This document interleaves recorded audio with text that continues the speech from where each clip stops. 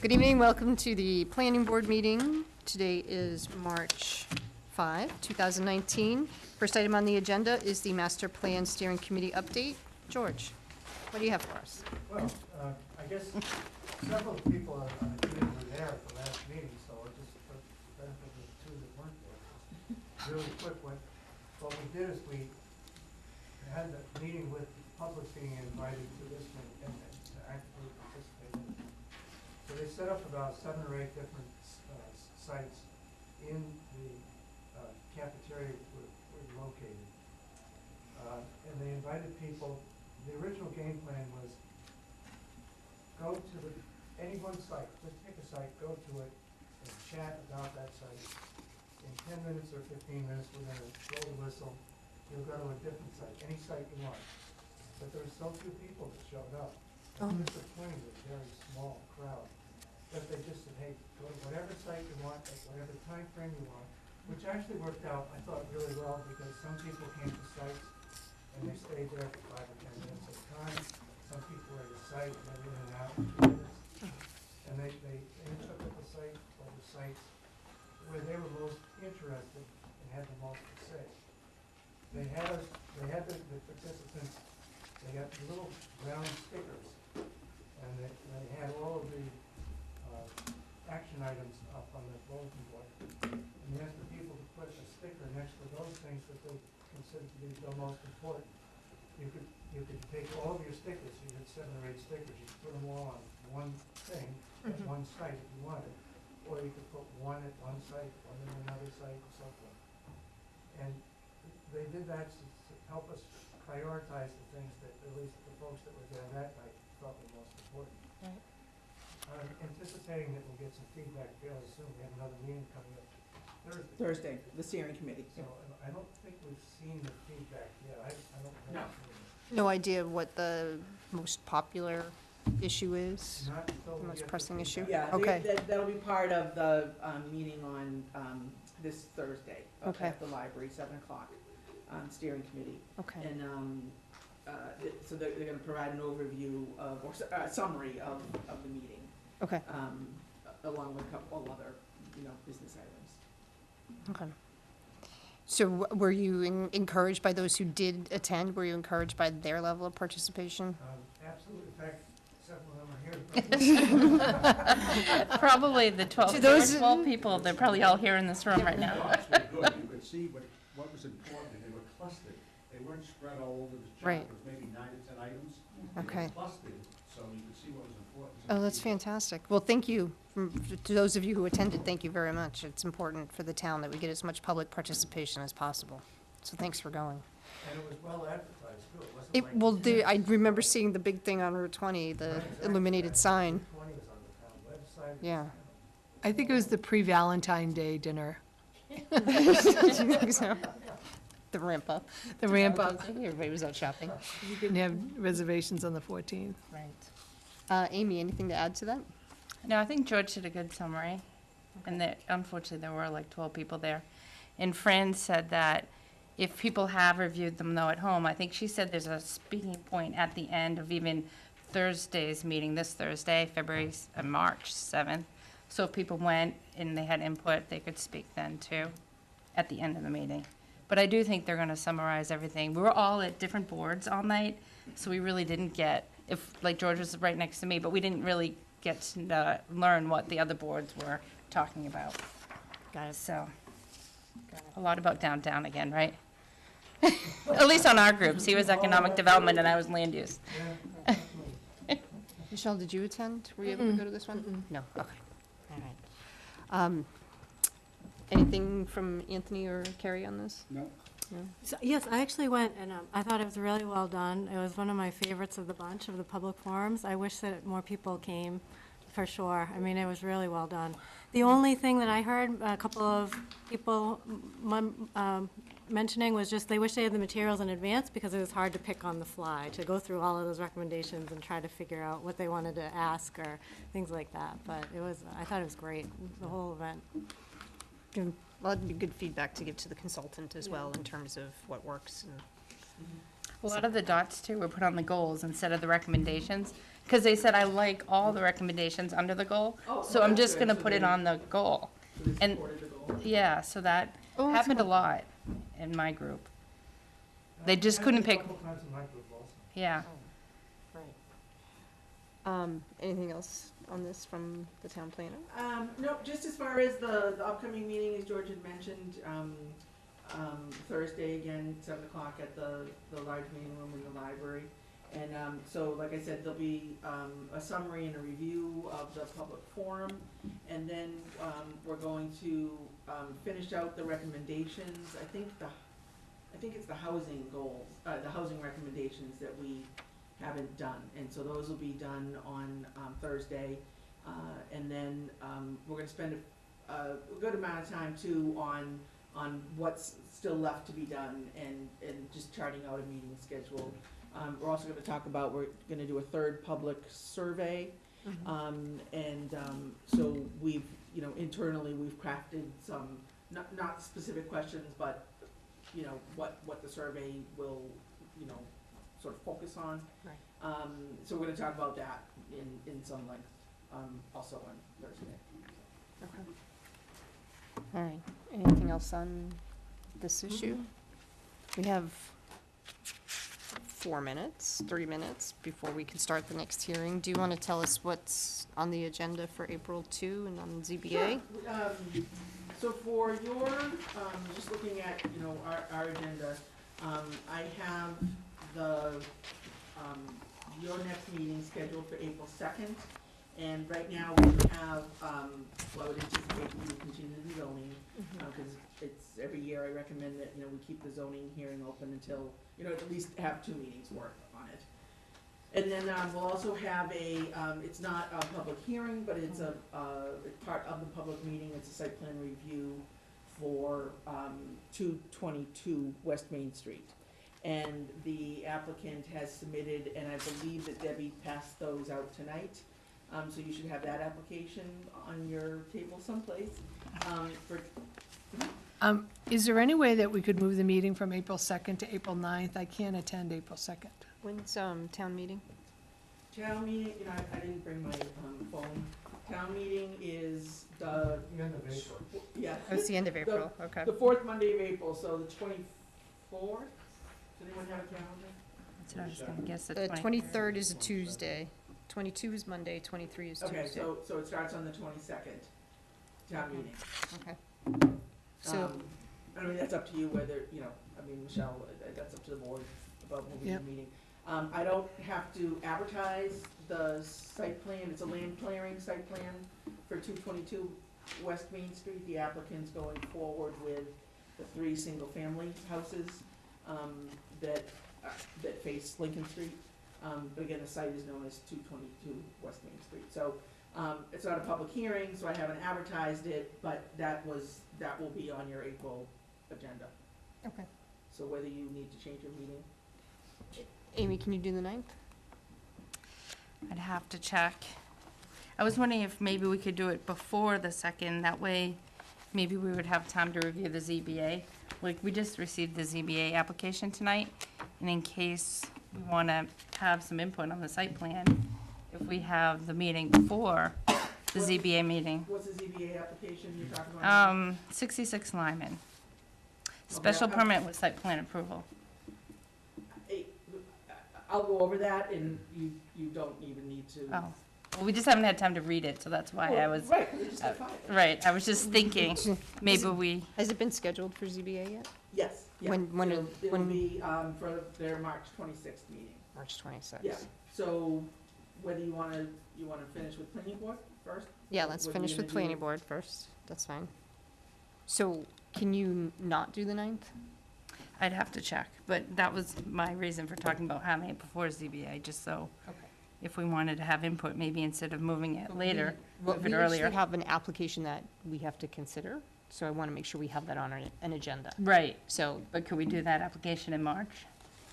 I don't know, will the applicant be ready to do that in March? I already gave him the April 2nd date, but, I mean, I can check, but I can't check tonight. Right, And you need to continue your hearing to a specific date. so,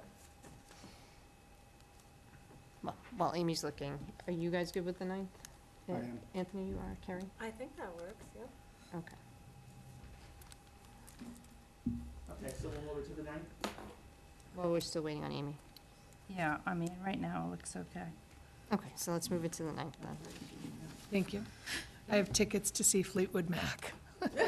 So, And then, so that- top So priority. the March 26th ZBA meeting, there's one continued hearing, the 329, 333 West Main Street, 25 Lancaster Drive, which is a housing addition, 172 Barefoot Road, which is a site plan that this board has already approved. It's 2 buildings that are under construction out on 172 Barefoot Road. And there's an applicant now who wants to occupy one of the buildings. It's a CrossFit facility. And I think it's classified as indoor. Actually, I'm not sure how it's classified. I haven't even looked at their application yet. However it's classified, it's not allowed in the industrial district. So they're seeking a variance so that they can locate the gym in one of the buildings. So that's on the agenda.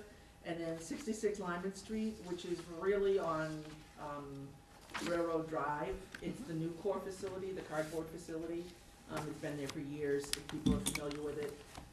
They're adding a small addition. It doesn't even come before this board. It's just before the zoning board of appeals. They're adding a small addition on the back so that they can better utilize the rail cars that come in. So actually, I have a question. Oh, are you done with the agenda, or no? Yep, so those are the 4. Okay, so regarding the agenda, can we vote to continue 222 until all 5 lots have an outcome? The other lots aren't before you, so the application is just for the. Right, the can we 3 vote to lots. continue those 3 lots until there's an outcome on all 5 lots? I don't see how the 2 are related. Well, can we ask town council to figure out if that's possible?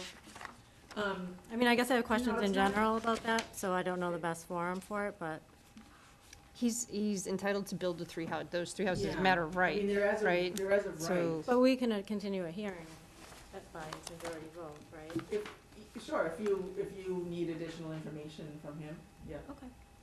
But you can't continue it because he has an appeal before the board.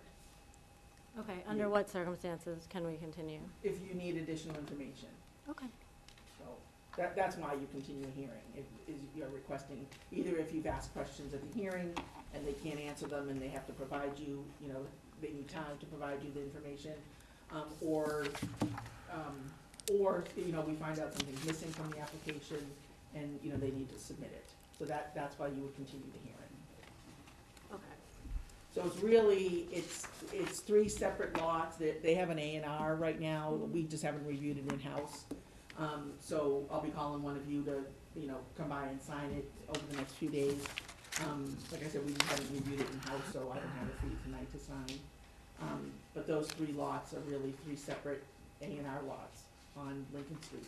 And it's just our bylaw is such that he's gonna do the land clearing on all 3 at the same time, so that's why he's before you for the site plan. And actually, it's not a hearing, it's the site plan, special permits require a hearing, subdivisions require a hearing. But just a strict site plan approval doesn't require a hearing, so it'll be, just on your agenda. Kathy, when he does the clearing, is he gonna also demolish the house at the same time? I don't know, And is that considered a historic house?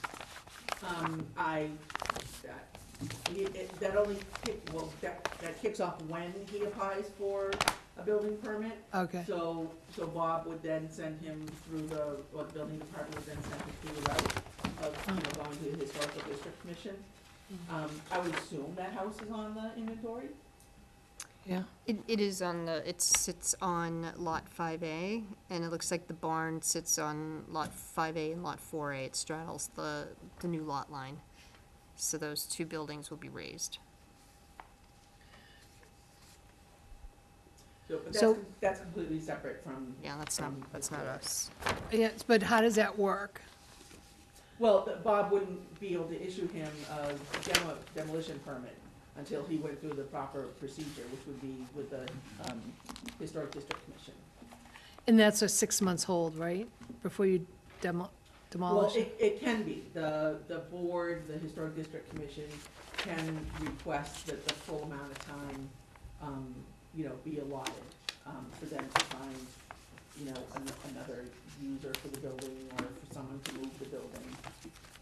I thought the demolition bylaw, when we brought it, was that if your house was old enough, it was an automatic 6-month hold? Or can they automatically say, we're not interested, and? Right, and- yep, they can do that at their hearing. I didn't realize that. Yeah, and then, trying to think of like one that they maybe did that recently too. I mean, I can get you that information if you're looking for it, but Okay, they've done it, it's really, again, it's a case-by-case basis.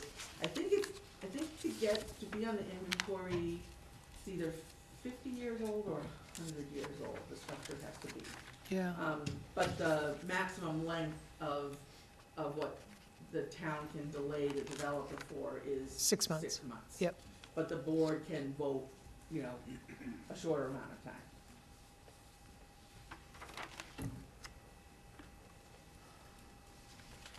Okay, so then, why don't we come back to this? Let's do our public hearing, and we'll come back to this. So let's have a public hearing for 343 Hudson Street, special permit for two-family dwelling unit and special permit site plan approval. Our applicant is E&G Home Improvement. The engineer is Connerson Engineering. Good evening again. I want to give you a little overview, and then I think if Leo can flat out and describe the site. So the property is at 343 Hudson Street, which I think is right around the corner from you. Used to. So you're probably pretty familiar with that eyesore. And we're trying to turn it into something spectacular and beautiful. So the house was built in 1800, not the 1800s. It was actually built in 1800. So it's a very, very old church, small one. The house has had many occupants over the years. Thank you. For a while, it was a multifamily dwelling. Thanks. Records show that at least in the 1950s, and perhaps a little bit later than that, it was multifamily. They don't show when it was abandoned as multifamily, so we're not sure. The current owner is living out of state, but the previous owner, we don't really know exactly when it changed. Again, I'm looking at the entry, as I say, and the place was kind of a mess. Before my client bought it, all sorts of garbage in the yard, it was overgrown, it was just terrible. So what my client has done is he's gone in and basically stripped the yard, taken all the concrete off it, removed the driveway, which I think Leo will go through in a second to show you that. And basically gutted the inside of the house because the inside was not usable. The only way this project will make sense is if he can get a two-family house in it. It does not make sense as a single-family house. It's just too expensive. I'm familiar with the neighborhood. There's a lot of multifamily dwellings in the neighborhood. Hudson Street is known for two-family houses up and down the street. Several, in fact, I think, Michelle, do you have a house for sale? Yep. Would you like to buy it?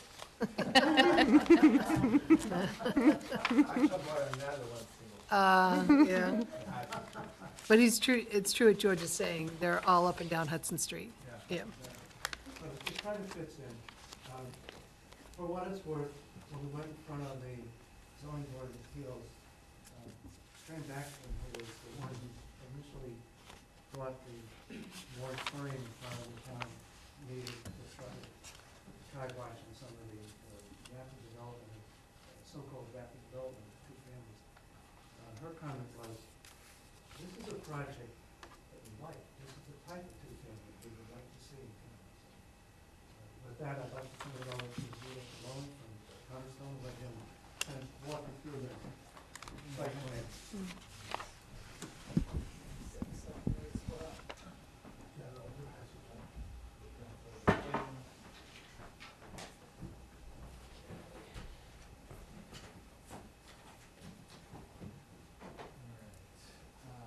So, you're probably familiar with the existing conditions. Right now, there is, the existing structure, an expansive kind of mix of concrete and asphalt pavement on the side with 2 curb cuts out onto Hudson Street, and one's kind of right at the corner of Hudson Street and Solomon Pond. And then they also have an existing 2-car garage over on the side. And they also kind of access, the third access point actually that goes over onto the west side. So it's kind of a mixed accesses, there are 3 of them. None of them actually have the greatest sight distance right now. We were gonna try to get it drawn up over that and kind of pull it out. The sight distance coming around these corners is not really good. So what they're looking to do is a demo, take down the 2-car garage in the back, remove all the pavement and the curb cuts from this side of the building, and move everything to the other side. Actually flip the front of the building, is actually gonna be on this side rather than the other.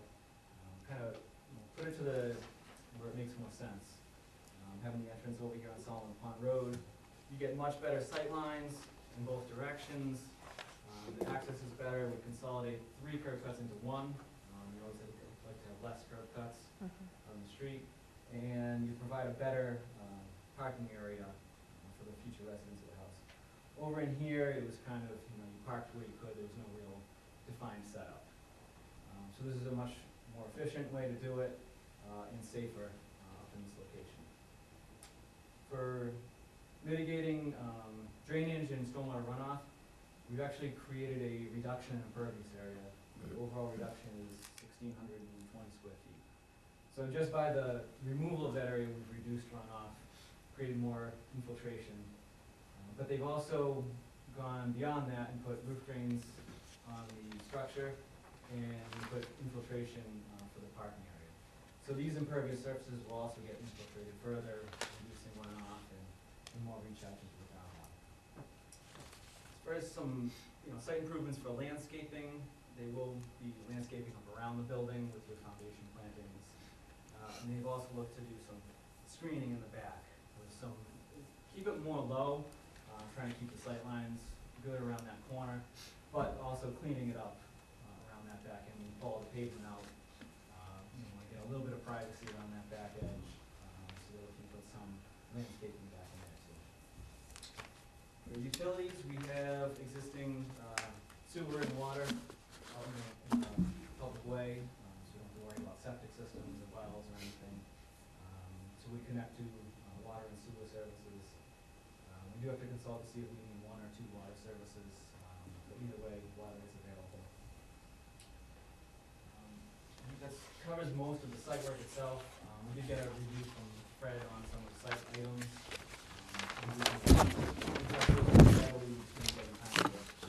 Meeting, more formal detail out on the road for snowplow and utilities out there. Like a little seep treatment prior to the infiltration from the parking area. Other than that, there shouldn't be anything really noticeable on plans from So if I can ask, George, I think you may recall at groundwater, we, looking at the Overlook Park, and at that point, it wasn't quite clear, like, who owns this? But from the notes on here, it looks like the owner's claiming the fee, and you're gonna remove the concrete from Overlook Park, or whatever the pavement is? No, the concrete's not coming off of Overlook Park. It's not, okay. There's kind of like a horseshoe shaped or curved driveway that's in front of what used to be the front of the building, and that's what's gonna be removed. So Oh, okay, there all will be right. no more access to this lot from Overlook Park.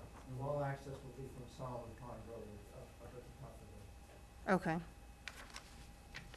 Okay, and is the square footage of Overlook Park is included as part of your calculations? You include that square footage? Yeah, we only really show the area that's in here. It's half an acre. Okay. So we didn't include that in this summary over here, we didn't include what Overlook Park includes. so Okay. that keeps going, Okay. further. So we didn't quantify the area of Overlook Park. Okay. All right. Amy, any questions? Is there any change to the footprint of the building?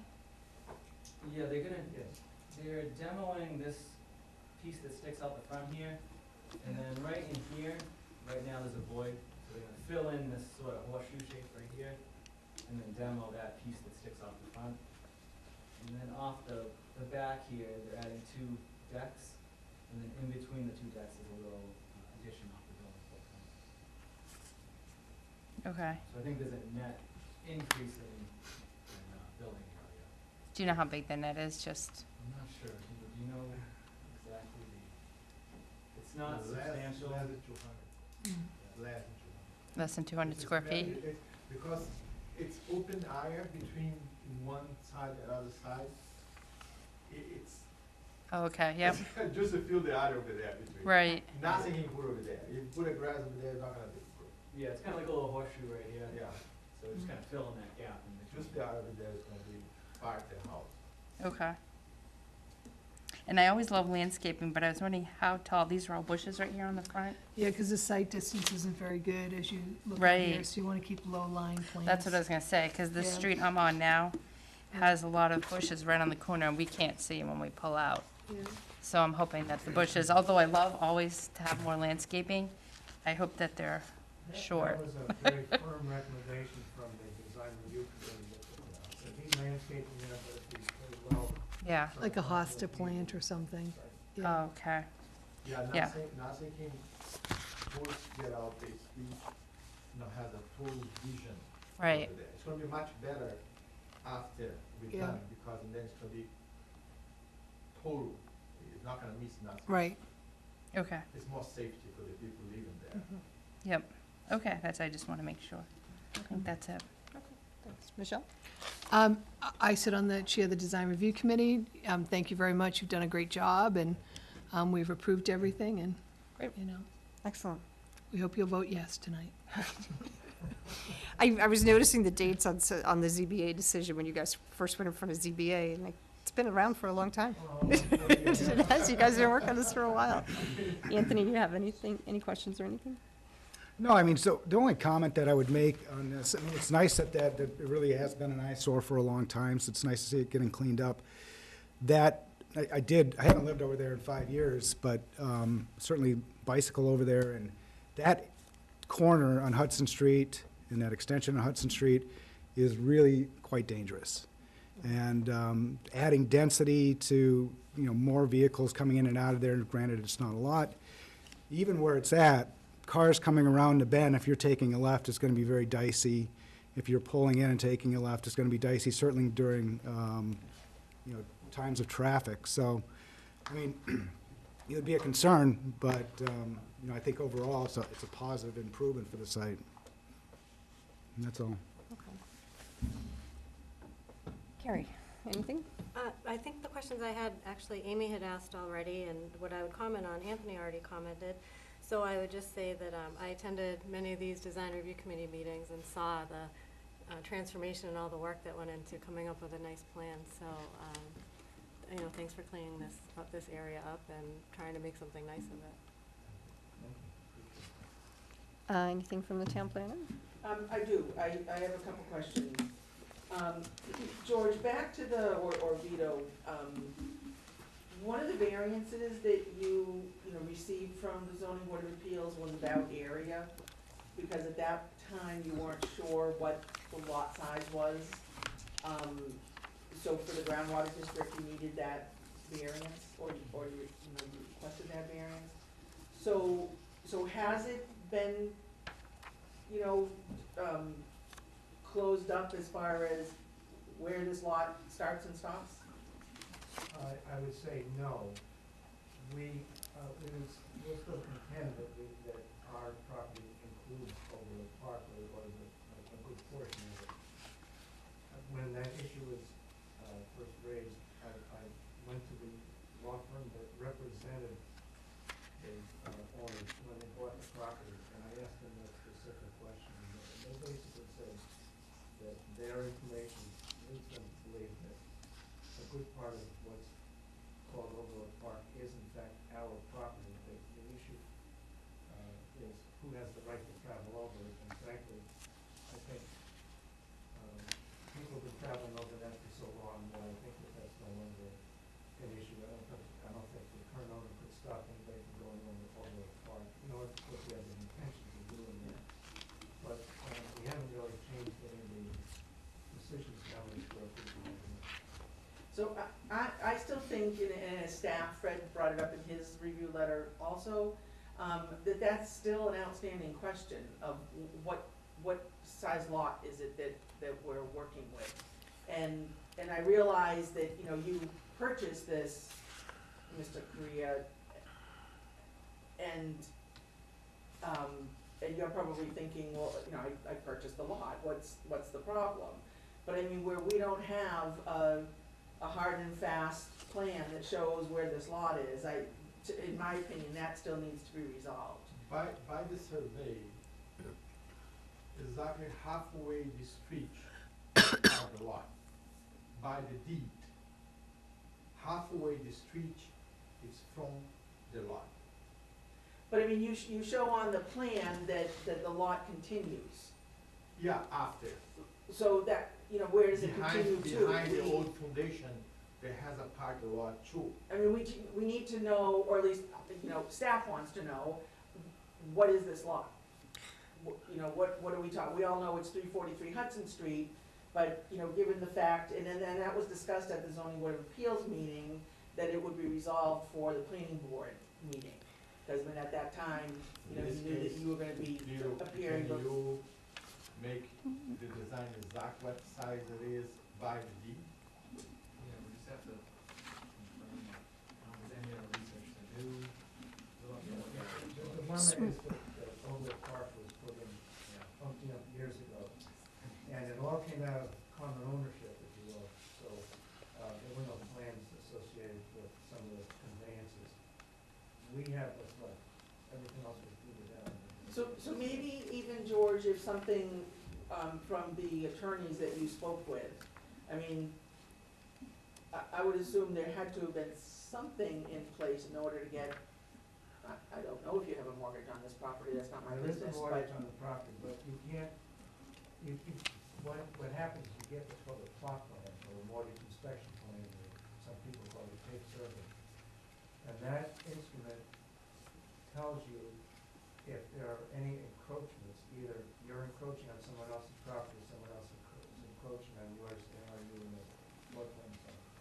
That's basically what it tells you. And so, when they bought, they didn't get any information about either them encroaching or someone else encroaching on their property. and has anyone checked with the assessor's department here, the assessor's office?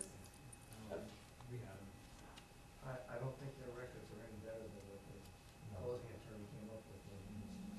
I have one design made by hand, old, but nothing shows exactly what it is. Vito, the 21,346, which is what you've got on the plan, although in the ZBA decision it's 344. The 21,346 square feet.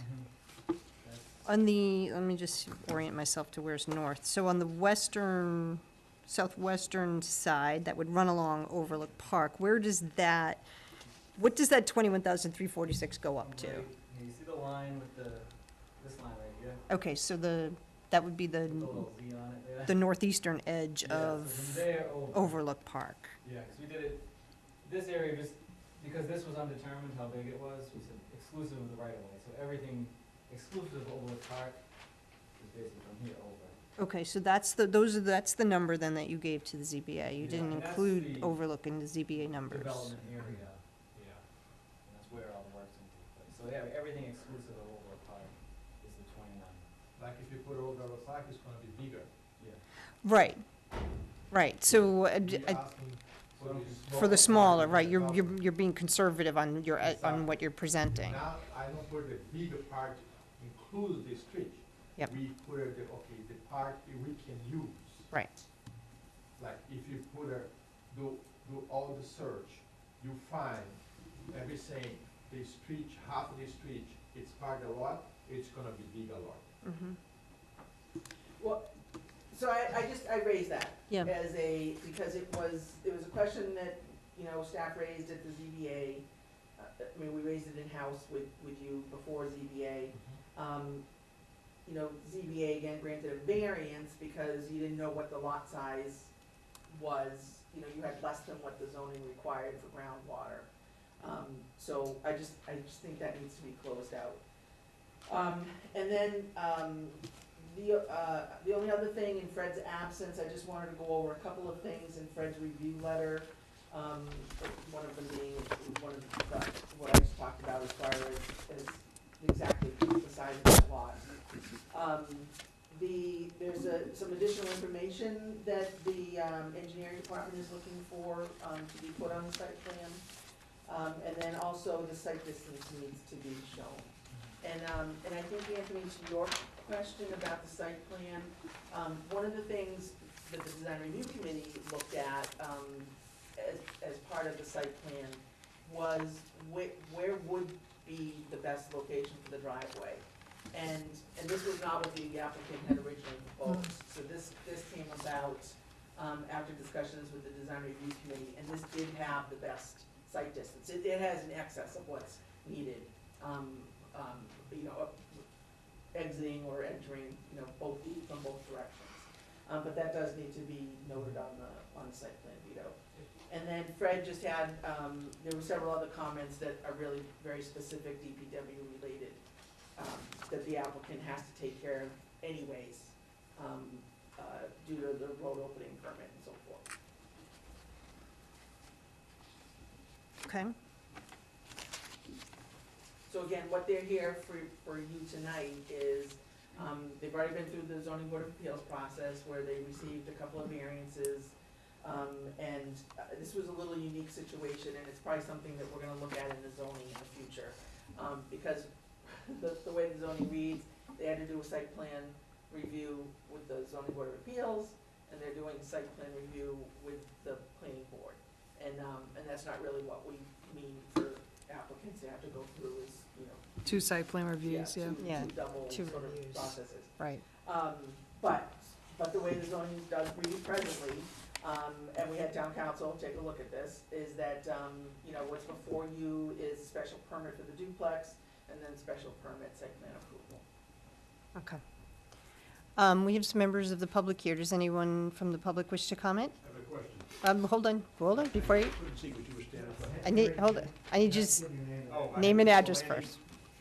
72 Preston Drive. We know who you are, but nobody else does. So, That's okay. This area in the crosshatch up the top there, what is that? This one up here? Yeah. That's where the driveway is. Oh, okay. So pull in and then there's a couple, there's 5 Okay, parking spaces. okay. And that's a duplex. When I say 2 families up and down, we do, I do up. Side by side? Duplex, yeah, side by side. Okay, okay. All right. Anyone else? No. You're not changing the height of the building, right? No, Okay. no, otherwise. Nope. Nothing more. Okay, all right, just checking, just checking. Anything else from the board? Well, do we have to continue it because of the questions from Kathy and Fred? I would suggest that you probably don't, because Fred is indicating his 10th point here on the letter that he wrote, that before a certificate of occupancy can be granted, all the stuff has to be dealt with and taken care of to his satisfaction. If Fred says, that's not what I wanted, we don't get the certificate of occupancy, so we're not gonna waste a lot of time No, trying to I'm on cut corners or do anything else or whatever. If we don't do it right, he won't sign off on it, and Bob Federico will not give us the certificate of occupancy. We're wasting a Right. ton of time. So the ZBA's already granted the variances in Right. terms of the diminished lot size, and they have a firm number for that based upon a lot that doesn't include overlook, it looks like. So basically, what our job is to determine whether we are issuing a special permit for the 2-family structure itself. Right. Without, I don't know that we necessarily have to consider the lot size in our formulation, because the ZBA's already granted that variance, so we can't do something contrary to the ZBA's variance in that regard. Right, I was just concerned, because Kathy said she would warn us that we might wanna, I just wanna clarify with Kathy what you meant, like, do you think we should continue it? Is that what you meant by needing the extra information? No, I just wanna point that out, that we don't have, like, I just don't think we have a full circle. Can we get something that's satisfactory from the applicant? You know, that's. Do we have that We as can a certainly, condition? we can require that they Right, submit you it. can put that in as a condition. But the condition, I think the condition at the time was, means like, if the same thing the dealer says, maybe the zoning on the ten, we asking for less than how much it is per Right. lot. But, Like, Right, it's not. right, you're not gonna come back looking for even less than that, because you gave the smallest I amount. have a bigger lot. Right. Oh, okay, there's no make no difference. Right. I cannot have a smaller Right. that I asking for. right, Right. I mean, but again, Amy, to your question, I mean, the point that Teresa, you know, did make, in the variance, I gave everyone a copy of the ZBA's, variance, I mean, the ZBA's decision, but, you know, the variant, one of the variances that was granted does specifically say what it was granted for, which was the lot size. So in one respect, there is, you know, they can only use 21,344 square feet. That one. But just looking at it from a site plan perspective, it just doesn't seem closed out to me. But, And you're trying to clean up records. yeah, I mean, and there certainly are plenty of records in this town hall that can't be, I'm using the word closed, I mean, that's no official word, you know, closed. But, Right. I mean, you know, there are plenty of records where, I mean, the information just didn't exist, you know, I mean, things were done from, you know, the stone wall to the oak tree to the, you know, corner of the barn, you know, and none of those, you know, survey points exist anymore, so, I mean, things don't always make sense. I think part of the problem with Overlook is that title issues like that are not resolved overnight. Yeah. They take a long time to resolve. So maybe what we can do is require the applicant to provide a definite plan of the lot that is being considered, or that was considered for the ZBA and for what they've, Yeah. the special permit yeah. before us tonight, as part of what they need in order to get the building permit or whatever it Yeah, is. actually, that could resolve it, because Yeah. then that site plan is a definitive parcel, as opposed to just, you know, continuing on up Overlook. Is that something that you guys Show can the do? parcel with this line. Yeah, yeah, just something that the, The overlap, forget about that. Yeah, cause it would, Yeah. the level I of mean, you work- still own it, or whoever's going to own this, I don't know if you're selling it, Right. leasing it, whatever, I can give away, I don't care. but, well, I don't know that anyone probably wants it, because that means they then own. and they have to take care of it, right? I reduce my tax. Yeah, Right. you pay taxes. But if that's something that can be provided, I'm assuming because you've come this far on the plan, that you could probably Yeah. provide that relatively easily, and then the boards have that for their records in terms of what it was that you were looking for specifically, so. Effectively, what that will do is show a portion of Overlook Park in the no man's land. I don't know that you would have to record it. That, if you recorded it at the registry, it would definitely throw it into no man's land, but if it's for internal purposes, for just to be attached to the applications and to our, so we know, anybody who looks at this in the future can say, oh, that's what the decision was based on, and it can even have a notation that the ownership of Overlook is questioned. You know, Yeah, that just- way, I just want to make sure that the town's records are clear enough in terms of what these applications have been based on, and I think that alleviates the concern. It does, because typically site plans aren't recorded at the registry. You know, it's the decisions, well, in particular, the ZBA decisions, but the site plans, I mean, it's so few and far between that someone will record a site plan, and it's not anything that we require, as a town, so that would fix that. Okay, well, then let's make that a condition of whatever we issue out of here tonight. Yeah, we have to do a couple of amendments to the plan anyway, putting site distances and Right. topography and so forth, so that's just one more footnote to put on the plan. Perfect. Okay, that's easy. All right, if anyone, any other comments or questions from anyone? No. I just want to say, as far as a special permit for two-family, I'm happy that it's in the same footprint. We're not adding to, it's not getting taller. Like Fran said, I think this is the space where it would actually work. So do we have to go through the criteria of a special permit and say what we agree with, or how should we approach that? Well, if you're looking towards, making a decision tonight, then yes, I would advise that. Okay. That you go to the special criteria in the zoning, and if I have a couple extra zoning bylaws, if nobody, if someone needs one. But go through those criteria, and sometimes it's really up to the board. Sometimes, because the zoning board of appeals grants a lot of special permits, more so than the planning board does, sometimes the zoning board of appeals will go through each one, and then other times they just all agree in general that, we're okay with this. We reviewed it, we think that they meet all this criteria. But it's perfectly fine to go through each one of the criteria. And then if you want, whatever you want reflected in the decision, needs to be discussed and voted on. Okay. I got my criteria here. I was looking for the right Yep. page on this. This is 713, right? Yep. Yeah, it's on, I was just gonna say. Okay. Do we go through the criteria before or after we close the hearing? We could do it before, because then we can close, if we go through the criteria before, we can have continued discussion and ask questions. If we close the hearing, then we're limiting ourselves. Yeah, once you close the hearing, you can't accept any new Right. information. So if you start going through the criteria, if you close the hearing and then started going through the criteria and then had a question, you can't get that information from the applicant. Okay, so, under special permit, which is at 7030040, that's where we're starting, right, Kathy? Yes. yeah. Okay, all right. Subsection C, which is the criteria. Number 1 is the proposal is in substantial harmony with the Northborough Master Plan and other plans approved or amended from time to time by the Northborough Planning Board and with the purposes of this bylaw. Amy?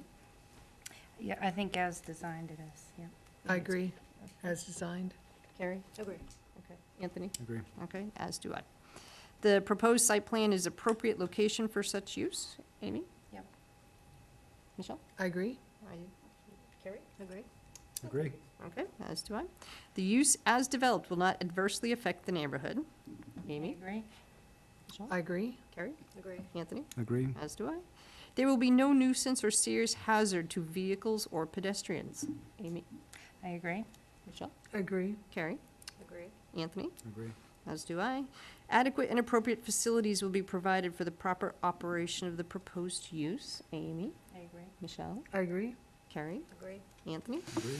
All right. The proposed use will conform to any special requirements of the special permit granting authority as stated in its written decision. Yep, so we're gonna include all of Fred's plus the condition that you added?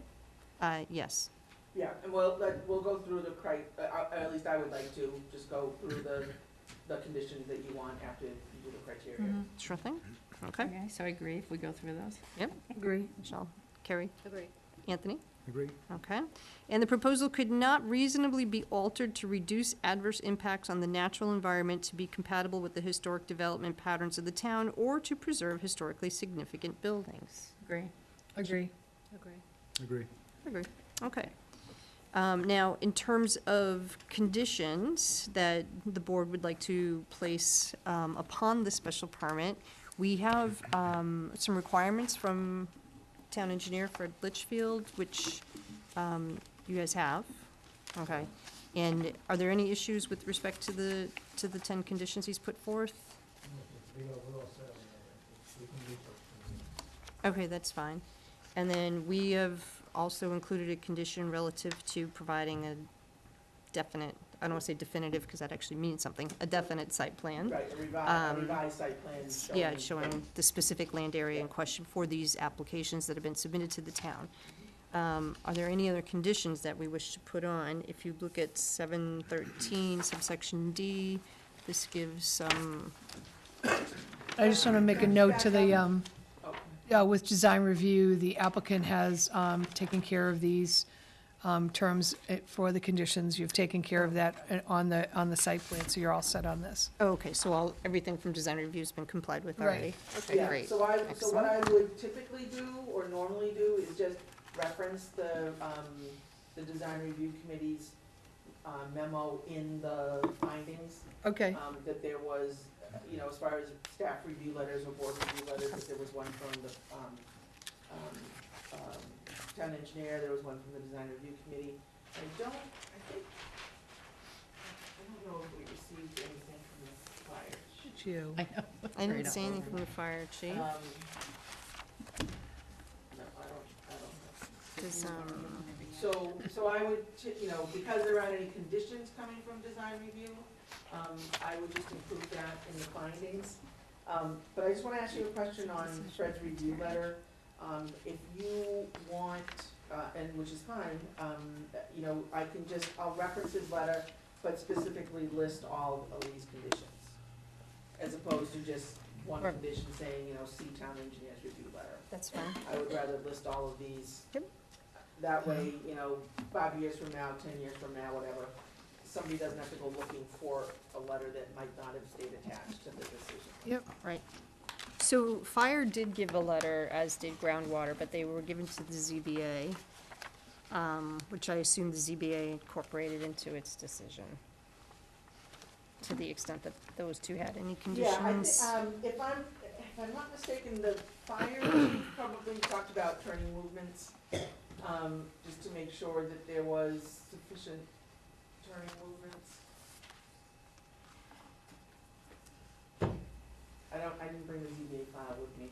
Okay. Well, the part of the decision on this, the decision section on the decision from the ZBA talks about some of the groundwater stuff, and then, Actually, in the ZBA decision, it references the fire chief's letter, yeah, that there are no so, concerns to the fire department, from the Okay. fire department. so to the extent that there are any concerns, though, I think that they're covered by the ZBA's decision, so if they're not getting compliance there, then there'll be an issue in that regard, so that's fine. All right, so other potential conditions for this project? Do we need to specifically state anything about the low shrub landscaping, or is that part of the design review? Was that part of design review? That was part of design review, and it's reflected on the plan. Oh, so we don't have to specify? Yeah, because the decision again will reflect that, the planning board voted, whatever your vote is, to, I'm assuming, based on your conversation, to approve the special permit, and then the plan will be referenced. And this particular plan, even though it's not the final plan, this plan will be referenced, and then the condition saying that the revisions have to be made will be listed. Okay. Anthony, anything? No. Okay. Amy? No. Michelle? Nope. Nothing from me either. Nothing else from you, Kathy, on behalf of the Nope. planning department? And just so that, I don't anticipate that you would have any separate conditions for the site plan versus the special permit for the two-family. So it would just be all one, we'd have a list right now of 11 conditions. Okay. Yeah, so in terms of the site plan, go to the site plan. And Fred's review letter actually was, clearly based on the site plan and not, an opinion about whether or not you should grant a duplex or two-family. All of his comments have to do with the site plan. The site plan itself. Yeah. Okay. So on page 716, there are decision criteria for site plan approval.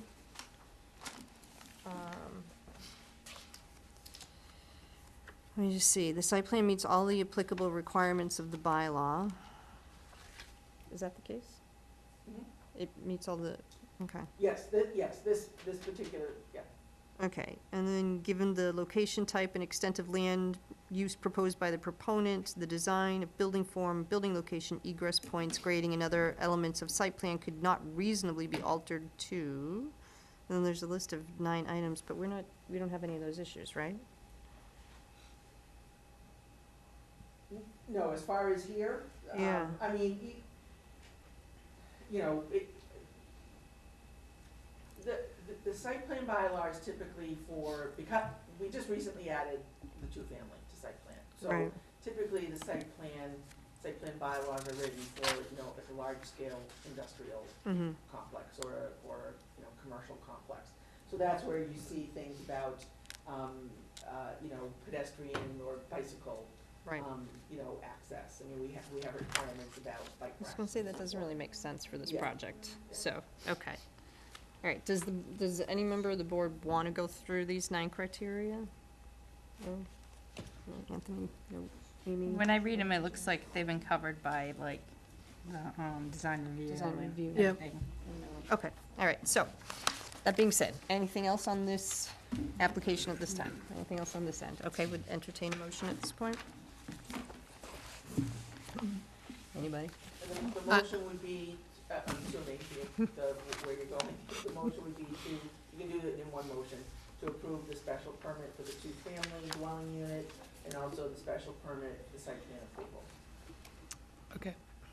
with the conditions that you With- agreed to. With the Okay. conditions stated. I'd like to make a motion to approve the special permit for site plan approval. And do we have to do 2 different votes? No, you can do We it can in do it in one, one. you can do it Okay. in one motion if you want. And the special permit for the 2-family, and That's then, it, with the condition. and with the conditions that we discussed, which are the design review, the site plan approval that's in there, and Fred Litchfield, the town engineer's letter, and then what about Plan, the plan, the updated plan. the updated plan? And do we need anything to add there with regards to the lot that we talked about, or that will be No, the that's gonna updated be one plan? of the conditions. Okay, all right, good. Okay, is there a second? Second. All right, any discussion? No? All in favor? Fine. We need a motion to close the hearing? Yes, please. I'd like to make a motion to close the hearing. Is there a second? Second. All in favor? Aye. Fine. You're good? Congratulations. I'm so excited for this house to be done. Yeah. I'm so excited. I know you are too, but. Everyone asks me all the time.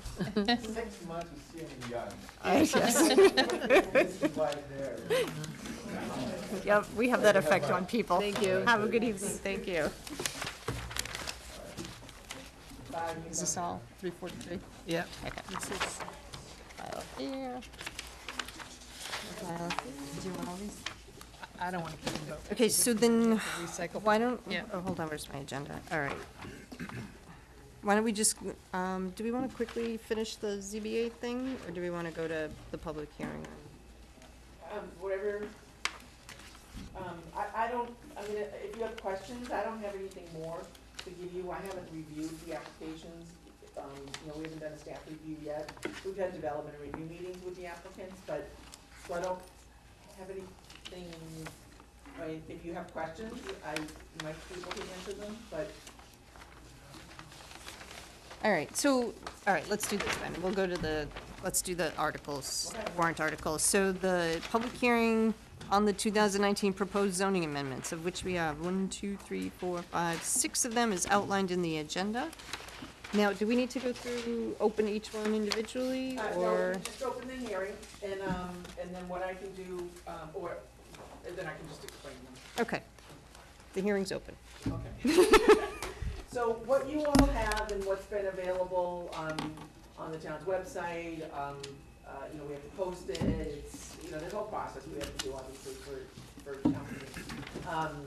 You know, and so everything has been available to the public, anybody that has wanted a copy of it. Also, we have to mail, we're required by law to mail all the zoning amendments to the abutting town. So, you know, all of that's been taken care of. So what you know, tonight is the opening of your hearing. We've discussed, you know, obviously these amendments all along through the preparation of this. But tonight is the official public hearing for it, so I can just very quickly, given that it is the public hearing, just go through each one of the articles.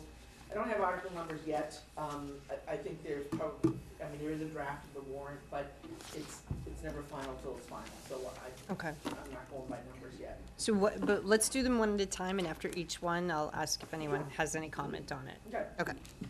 And then I have, there's also a memo from the Design Review Committee, and both Michelle and I can speak to that, and that's on that particular That's- article relating to design review. Okay.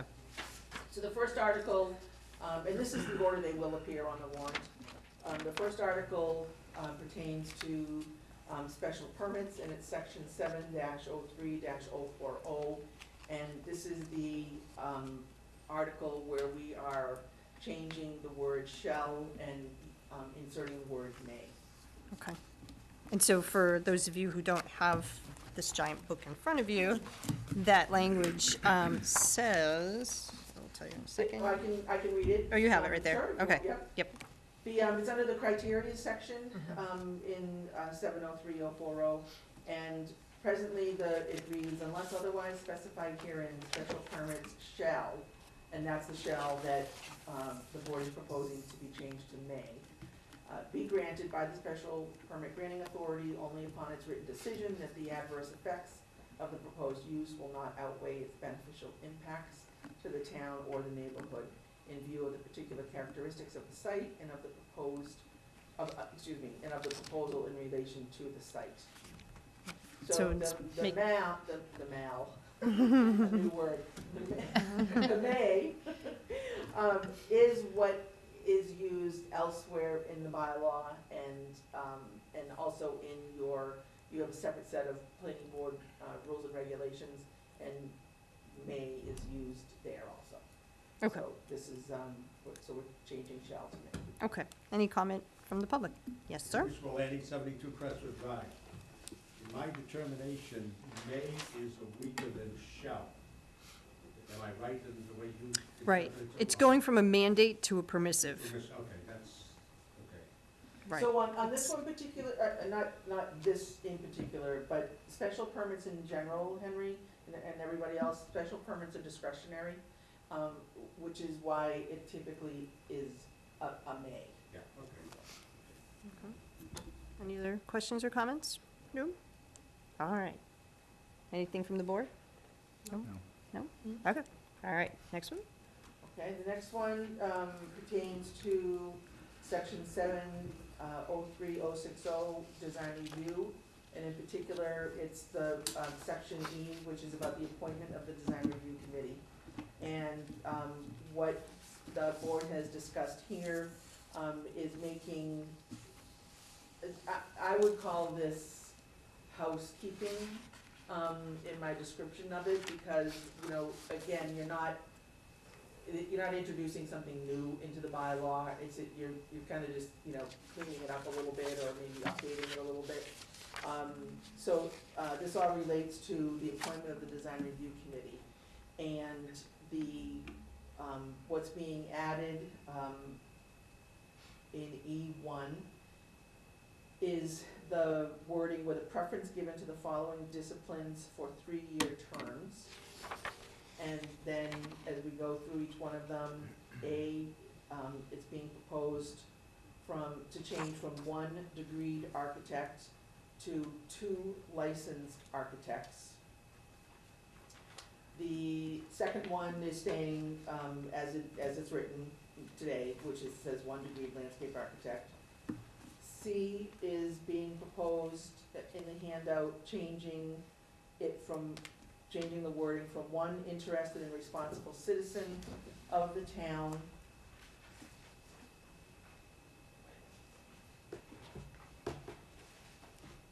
I just caught something.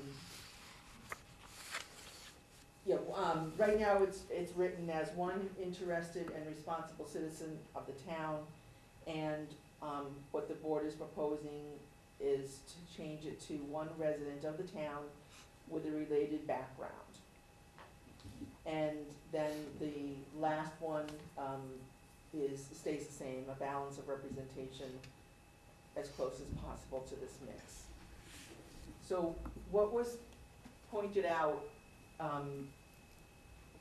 if I can go to what the design review committee wants to talk about, or if you wanna talk about this first without, No, without the change, because I think the change is important for two reasons. Yeah, so let's take a look at the Okay. design reviews change. There's a memo from the design review committee, and, what they're, there's just too much paper over here. Do you want me to explain how we did it? Yeah, if you want. Okay, 'cause I so just found I it. think, so I think what happened was the planning board had a very lengthy discussion on what to do with just the resident within the community. And Anthony helped us work through this at the end, because we're going back and forth for quite a period of time. And we came up with one resident of the town with a related background. And so the design review committee members, of which there are 5 members of the board and only 2 showed up, said, Three, what, you were there. 3, yeah, but the only 2, said, what does that mean? And so after a lengthy discussion, they asked one resident in the town with related background in, and they came up with some of these added things, which are interior design, graphic design, lighting design, or building construction. Personally, myself, I thought it was good to add in the graphic design and lighting design, because I think that'll really help with us as we move forward to understanding sign bylaws or doing anything that. We've previously before had an interior designer on it, and I know there's plenty in town who qualify for that. All of a sudden, real estate development was always in there, and then building or construction probably just helps with just understanding, although we have someone on there who's a licensed architect, and that pretty much covers for building instruction, but we're just making it a little more broader based.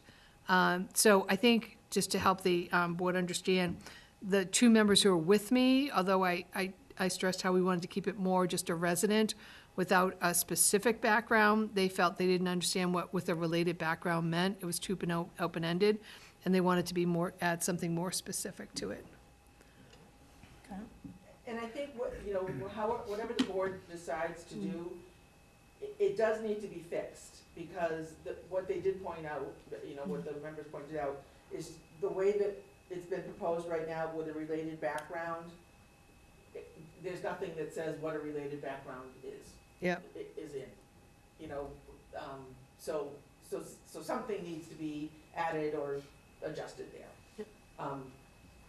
And then, like Michelle said, then that's what the design review committee proposed. Okay. Amy, thoughts on this? Well, I'd probably rather hear from other people who have gone to design review meetings, because I hadn't been. So I'd rather hear their input first. Okay. Carrie? Sure. So that's good feedback. I think that maybe we specify related and maybe just say design or something to that effect. I think when we had our discussion, the concern was that it was very prescriptive. And if we were to make an appointment, just to have that flexibility, I think we can be, when we make these appointments, I think we understand what we want to, the kind of expertise we need. I don't think we need to be as prescriptive as to lay these out. I mean, I think if we sat here and brainstormed, we could think of 10 more to add, and it just kind of then creates a situation where you may exclude something where perhaps you would have ordinarily included it.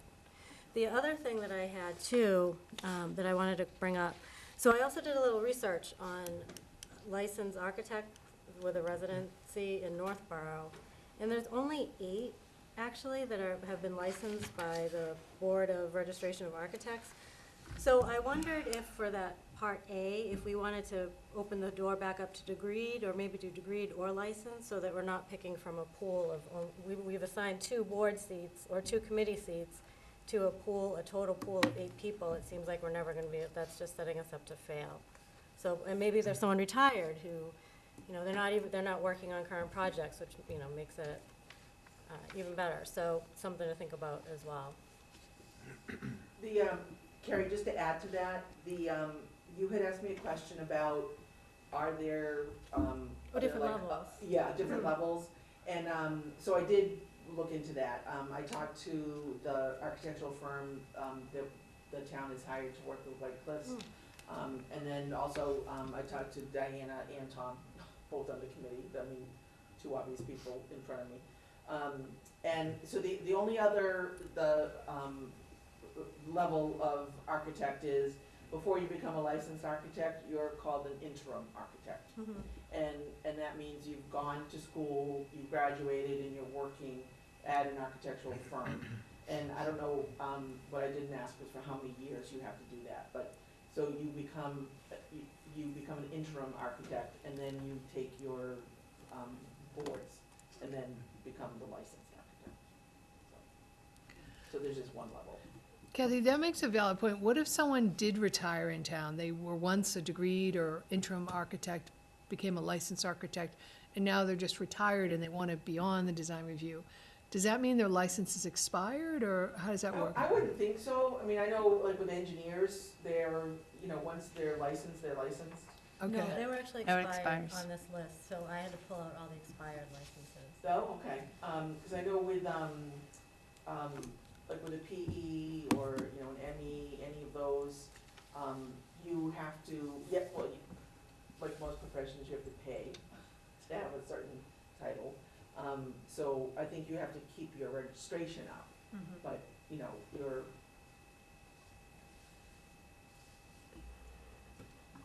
So is it helpful to say active or retired? I don't know that we necessarily just think care whether they're degreed active or because- retired. I do think once you retire, you So- give up your license, you don't pay. So can I ask, so Kara, you said you looked into this, so how many licensed architects are in town? 8. Okay, so by this A, 2 licensed architects, we've got, I think it's amazing that we have 2 that want to participate. And what happens if tomorrow they didn't? I mean, I think we're just painting ourselves into a corner with this stringent requirement. Well, we have an out from the corner, because it, above it's 4 members with a preference given to the following disciplines for 3-year terms. So that's the preference that's given. I mean, we prefer to have 2, but if we can't, then I think that we've got okay, the sure. discretion to sort of mix this up by D, where it says a balance of representation as close as possible to this mix. Yeah. But then why bother crossing out degreed if that actually allows us the flexibility without having to rely on any other I mean, we've made a point to cross it out. There's no need to cross it out perhaps, or say degreed or licensed. Either way, I mean, I don't see the point in narrowing it down to license from what we already have in the current bylaw. Yeah. Or just So, 2 architects. I'm not even okay with anything. degreed especially if there's someone who's retired who doesn't keep up their license and has a degree in it and could be an asset, and the current members that are on it can no longer serve. I mean, I'm okay with that. I'd hate to, restrict that person. I never thought of it from that point, actually. Amy, did you have a comment? No, I agree. Or maybe even just take out degreed and licensed and say 2 architects. And then it could be degreed, licensed, interim, because the interim person has already gone to school too. Yes, sir. Henry Scolani, 72 Crestwood. Unless it's mentioned someplace else, I didn't see where it says you have to live in the town. Except in the one where it says a citizen of the town. A, B, C, and E doesn't mention you have to be a resident of the town. You could be an architect from Marlboro, you could be an architect from Southborough. Is that part of the other? I'm sure there's Someplace. something in the general code, Okay, yeah. it doesn't say here, that's why. Well, It that does wouldn't specifically hurt to say add on it, would D, it? Right. That's why I said that. Would it hurt to- I mean, if it's in the general code, what, you wouldn't. There's a general code of, For the town? yeah, Yeah. that says you must be in Northborough No, I'm resident. saying there is a general code. I don't know if it's in the general code. Oh, I- okay. You all Yeah. are the residents, I don't know. Yeah. I think some of the criteria, and I heard a story that, so somebody is on serving a board, whether it's this board or another, and they leave town and move to another town, but they wish to continue to stay on that board. This is what's the criteria if it's not, I don't know if it's in the charter or not. I think for the elected boards, you have to stay in town. If you're elected and you And move no, out, I'm you just have to Yeah, I think go, Referring to but elected boards. appointed. that's, I mean, but that for was, yeah, that appointed was for the open, boards. I brought that up. That was for the Oh, that open was your space recap, committee. Yeah. Yeah, Yeah. the open space committee, which is an appointed board. Right. Not elected. And we're appointing, this is an appointed board. After the word, where it says of 4 members, we could always just add in who shall be residents of Northborough, and that solves the issue. Okay.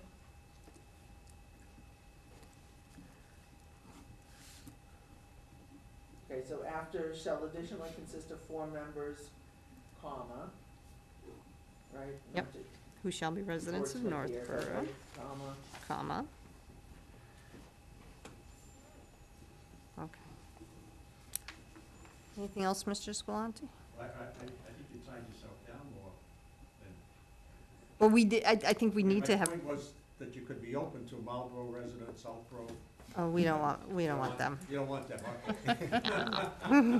No. If you're not from here, you're not from here. okay, so then on C, well, if you wanna stay with A and figure out what you wanna do with A. Oh, so what's, C which, needs to change, cause you don't need to say resident. right, okay, so Amy, what's your pleasure on A? I'd say just say 2 architects, leave out degreed and licensed. That way you can use interim, degreed, licensed. Like, do you need that detail? Yeah. I agree. Degreed is already in the book, if you wanted to leave degreed. We could do that if that makes it easier. And it says degreed landscape architect, but I'm just letting you know that it already, that today it says degreed. I think you want somebody who at least has their degree. If, you know, if you don't If have they're a gonna problem fill with that degreed, role. I would just leave degreed Okay. in there.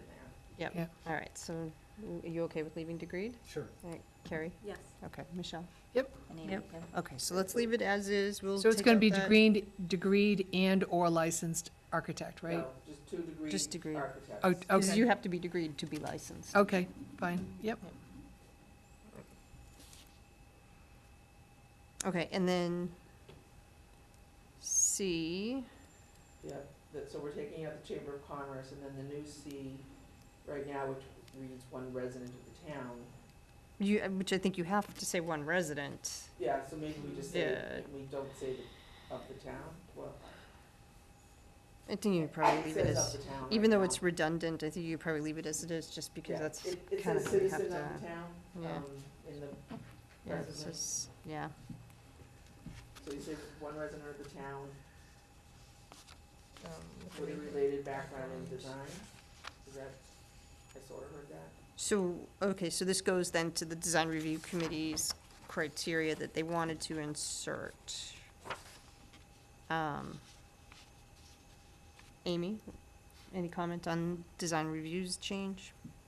Well, I would rather hear from like Carrie or Anthony or whoever went to the meeting.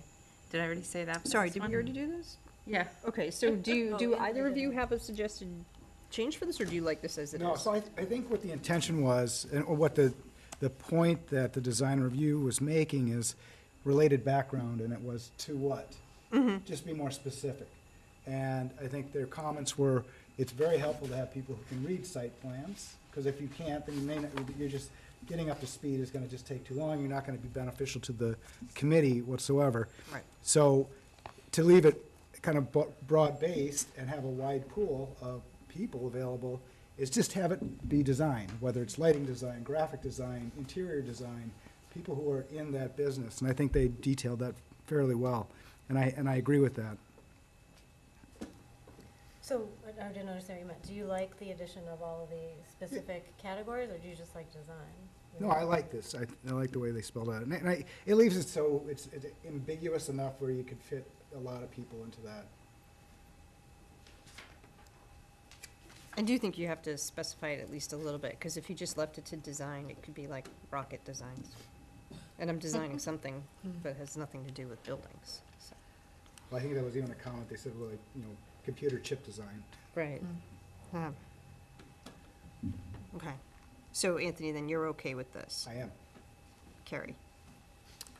Well, if we're entertaining it, then do we want to add anything, like landscape design or anything that, do we need to think about what's not here? Or, I think that's the rat hole we got into before. We started to add all the possibilities so as to not exclude them. So I just want to make sure.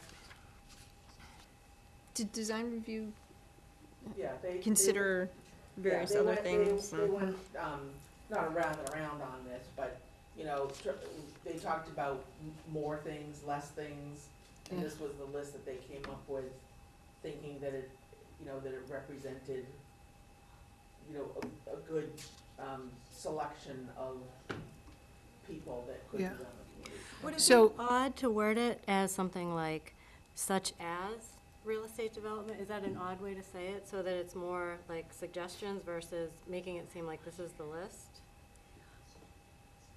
One resident of the town with the latest background, well, I guess that would kind of be weird.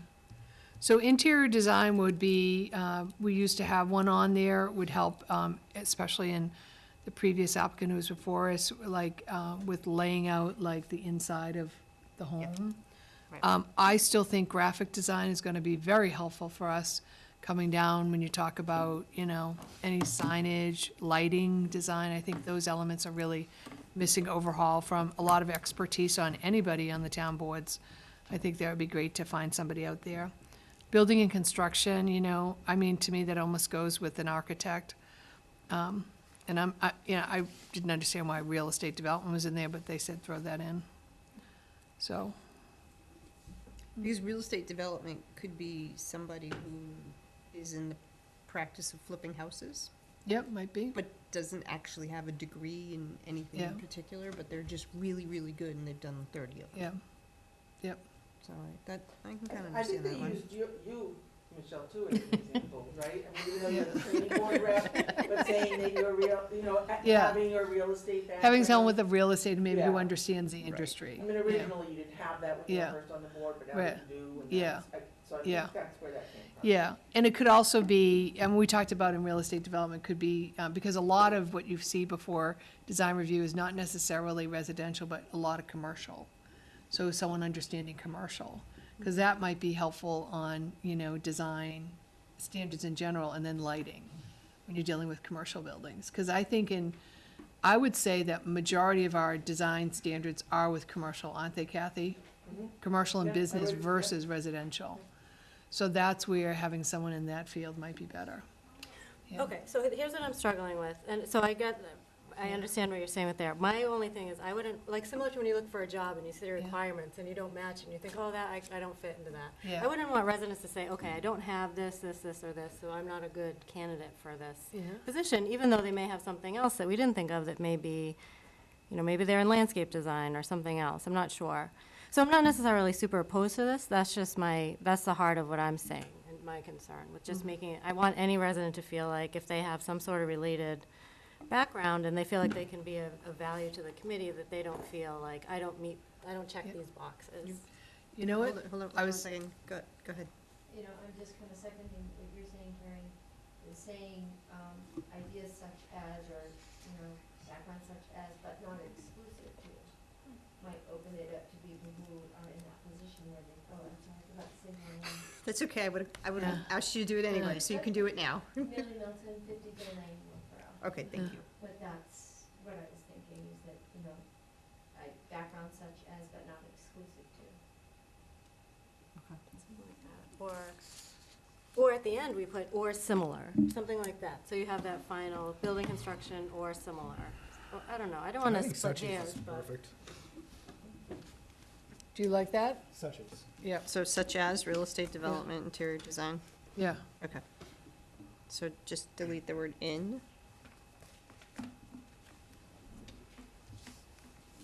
And include such as instead. Okay. And with that, is the board satisfied? Amy? Yes, I am. Michelle? Yep. Terry? Yes, thank you. Yes. Anthony? Yes. Okay. Okay, any other comments from, yes? Headley School, 72 Crestwood Drive. Does that mean you dropped out the Chamber of Commerce? Yes, that's being, the Chamber of Commerce is being deleted. 2 degreed architect, a degreed landscape, and then a citizen that, you know the words, that you just have to say. Right, exactly. Plus, and the design review is chaired by a member of the planning board. Okay, So that's a 5-member board. okay. Any other comments from the public? No? Okay, we can move on to the next one. Okay, the next one relates to section 705020, and this is, actually, there's 2 articles that relate to this particular use that you're inserting. is for the temporary outdoor sales of holiday trees, wreaths, or similar horticultural products. An event of a temporary nature during any holiday season designed to provide for the outdoor sale of trees, wreaths, flowers, or similar holiday horticultural products. Such facilities would not include the use of a permanent structure designed to enclose such use. So this comes from, as we had discussed before, this is a request from the building inspector, so that he has a way to, check up on and, you know, refer to a bylaw. It all came about because of the sale of Christmas trees, but, then we've expanded it to, you know, relate to sort of any seasonal, sale of horticultural products. So this particular article is where you define it, and then the next article, the companion article is about putting it into the use table, which is 705030, the table of uses, and that's proposed that you would allow this in all of the business districts and the industrial districts. All right. Amy, any comment? Nope. Michelle? Nope. Carrie? No. Anthony? I'm good. Members of the public, any comment from you on this one? No. Okay, we're good. Next one? So I sort of combined, Yep. that with the table of uses. So everyone's still good with, excuse me, the table of uses? Yeah, no comments on the table uses, right? Oh, okay, good. And then the next, excuse me, the next article, again, relates to special permits, and this is section 708020, specifically, I just noticed that there's a cross out, and that shouldn't be on that A, but that's good old editing on word editing. So it's section A, and it presently reads, the zoning board of appeals may grant a special permit to change a non-conforming use in accordance with this section only if it determines that such use or extension shall not be substantially more detrimental than the existing non-conforming use to the neighborhood. And in making such a determination, the zoning board of appeals shall consider whether the proposed use is different in character or in its effect on the neighborhood or on the property in the vicinity. The zoning board of appeals may consider the following types of changes to non-conforming uses.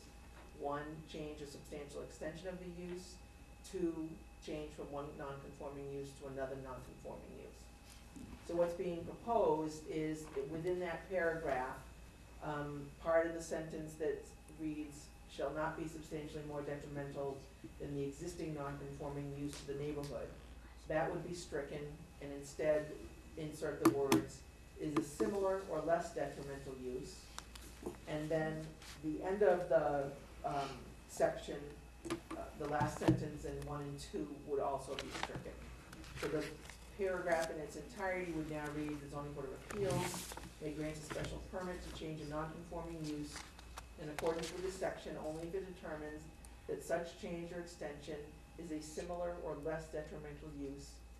And in making such determination, the zoning board of appeals shall consider whether the proposed use is different in character or in its effect on the neighborhood or on the property in the vicinity. And this was, and I forgot to mention the very first one we talked about that dealt with special permits. Both of those have been, reviewed and approved by the zoning board of appeals, or supported by the zoning board of appeals. Great. Amy, any comment? I just want to say, so town council hasn't reviewed it at all, so is that true? Right, town council, once the selectmen close the warrant, then the warrant is sent to town council. Okay.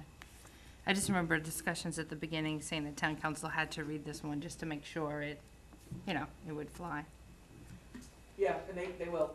Yeah. They'll- Will they do it in time where if it didn't fly as is, we'd have chance to make changes? Well, you need to keep, I would suggest you keep your hearing open. Right, As I do okay. every year, that you keep your hearing open. Okay, Yeah. okay, so Anything I'm else? good with You're that. good? Okay. Michelle? All set? Carrie? I'm good, thank you. Anthony? I'm kind of going back to, excuse me, is why couldn't, and I think we had discussion around this, but why can't we go from, when you changed from a non-conforming, that you have to go to a conforming use? This allows you to go non-conforming to non-conforming so long as it's a similar or a less detrimental use. I understand. And I'm saying, why can't we just change it to, from non-conforming to conforming? Then you wouldn't need a special permit, because then you'd be allowed to, you're allowed to have a conforming use. Oh, this is just, for what, the This authority is- for the ZBA, sorry. Yeah, Okay, yeah, never yeah, mind. this is just a special permit to continue a non-conforming use. Gotcha. Otherwise, we never hear about it. Otherwise, I'm good. Yeah, okay. Anybody in the public have any comments on this one? No? All right. Excellent. All right, next one. Okay, this is the last article, the sixth article. This all relates to adding a new definition, and then also, inserting, language around that, definition as far as basic requirements and a formula about how to determine the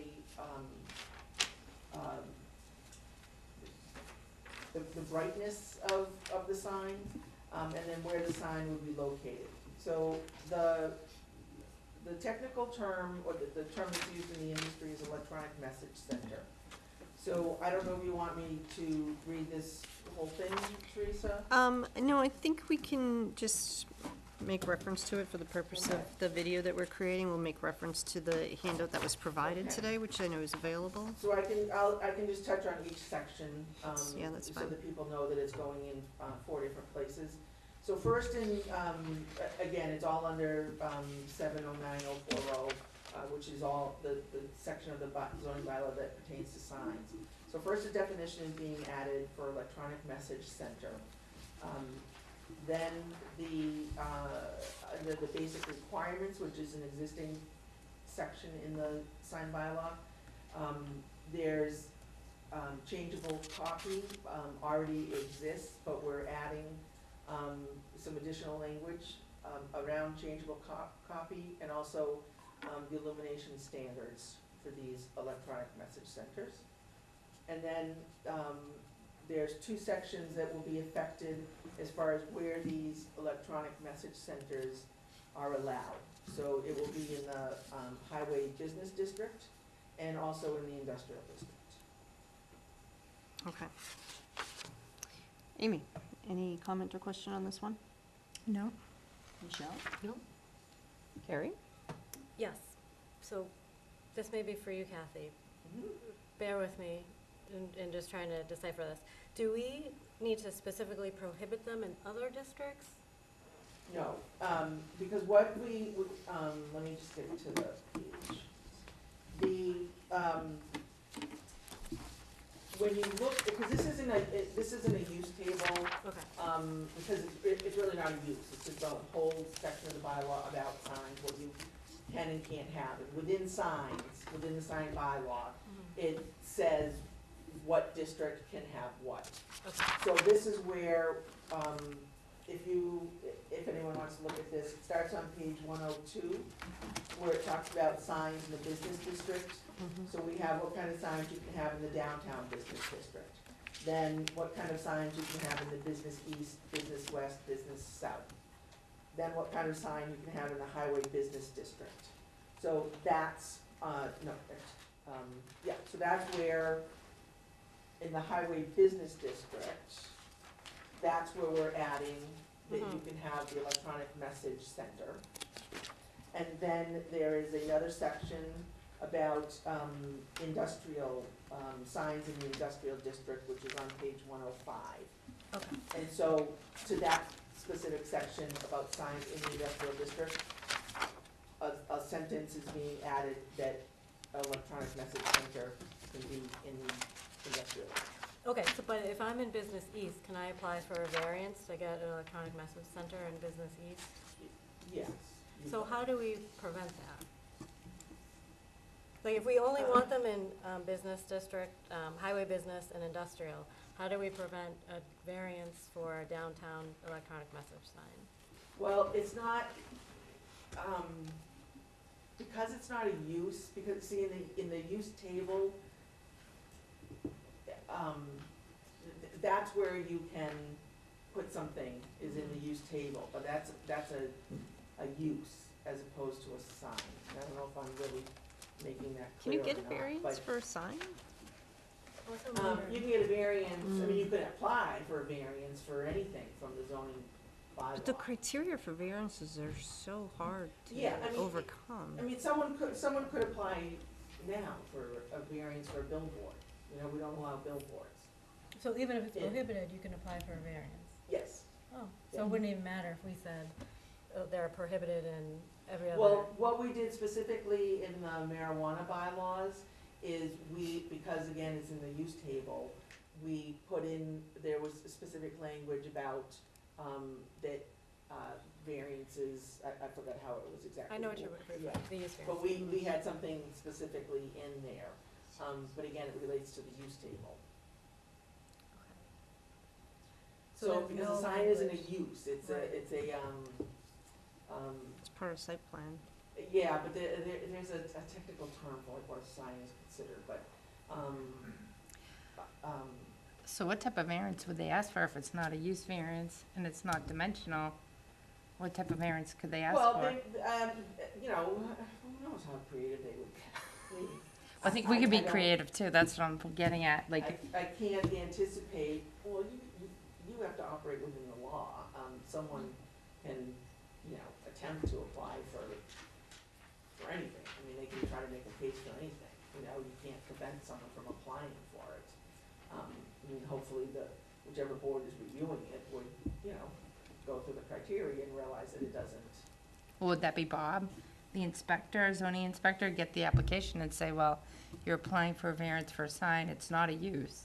So you can't apply for a use variance and it's not dimensional.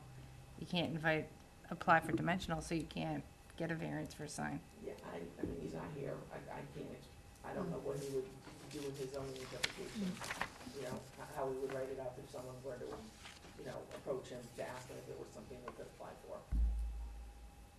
You know, we don't tell people that they can't apply for a variance, you know, we give them our opinion on the, you know, the likelihood based on the history, of whether, you know, we think it's something that they would, you know, succeed with, but that's just our opinion.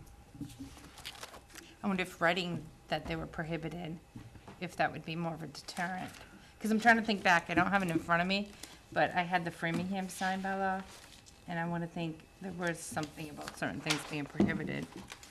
Like, even though they could get creative, if you're reading our zoning and you say, There's a section, you know, but again, you know, we're adding something to it, under basic requirements, in the sign bylaw, you know, there are some things in here that are negative, where they say no sign shall be part of or attached to marquees or awnings. No sign may be illuminated between 12 midnight and 6 a.m. As part of that basic requirement, you are adding things about the electronic message center.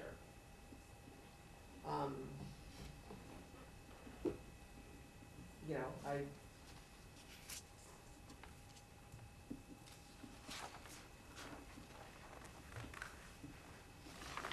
you know, part of the, let's see.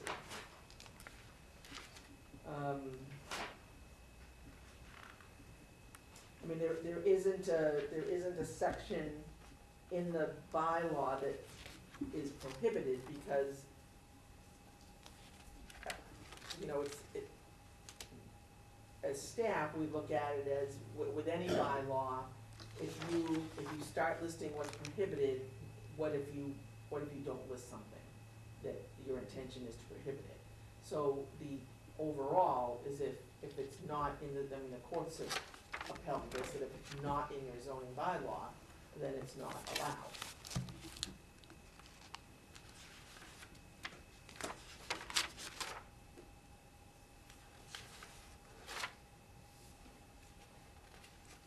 Okay. but number 2, under D, says billboards and similar signs are specifically prohibited. So on page 100, we did say it was prohibited, billboards. Yeah, just like I was reading, you know, no sign shall be part of the attached, you know, there are negative things in here, you know, negative phrases. But I was thinking we can add a, at the end, 11, EMC signs, EMC and similar signs are specifically prohibited in, in the other zones, 3 zones.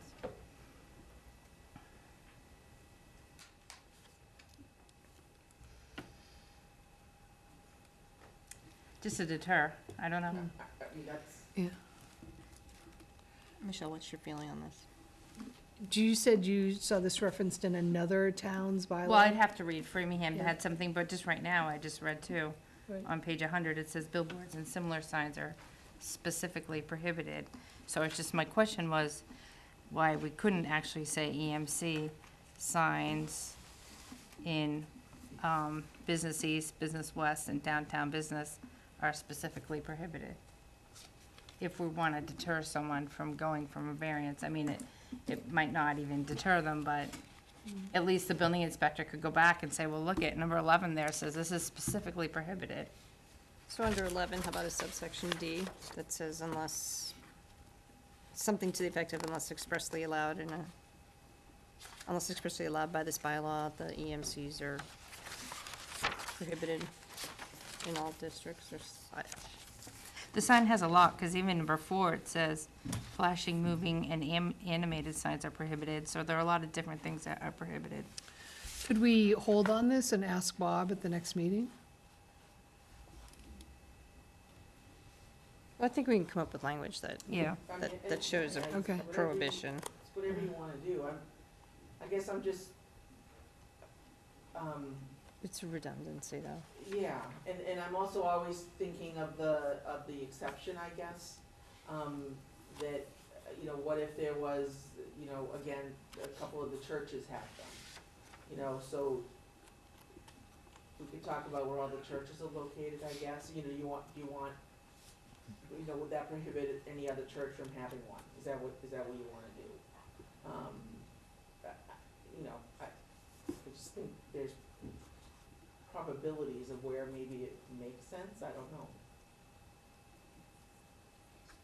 It was kinda hard doing it on the fly, but you could, we could add,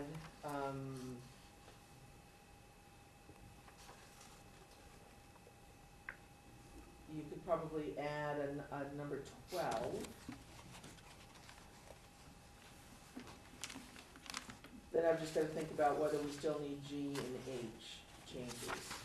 Because if you wanna add something as a new criteria or a new basic requirement that says, that EMCs are not allowed, you probably wouldn't then need G and H, because if you're gonna list where they're not allowed, then you're assuming where it's not listed, they are allowed.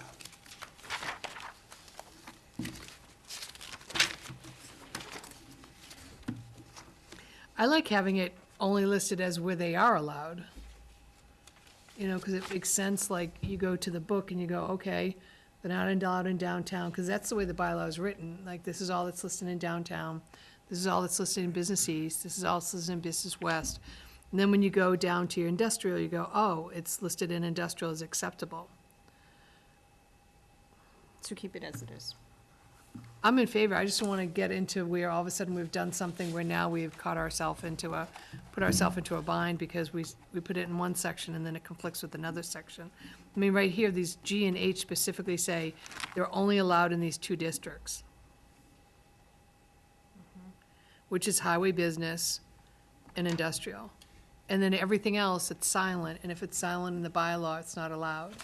I mean, for me, that's what I've always been told, that if it's not in there, it's not allowed. Now, I'm not disagreeing with you, that maybe somebody could go get a variance. I mean, Right. that might be for the next meeting. How do you get a variance on a sign if it's not dimensional?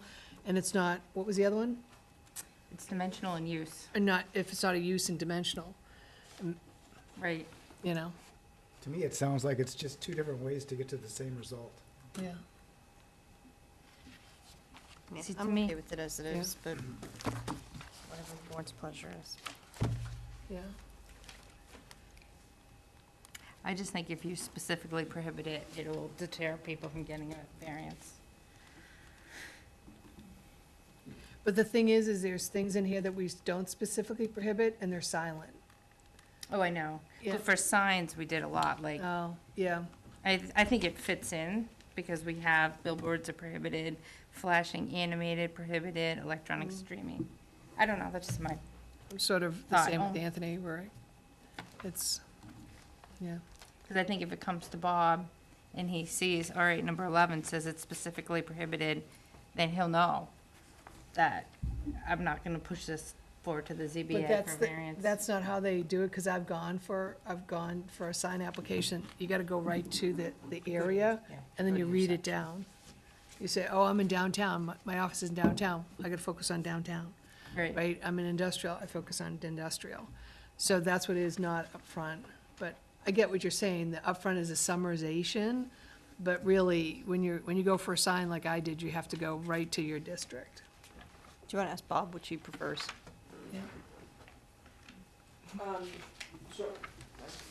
So, So I guess the question is, would he prefer that we added 12 that says that the EMCs are prohibited in all districts except highway, business, and industrial, or would he prefer it as written?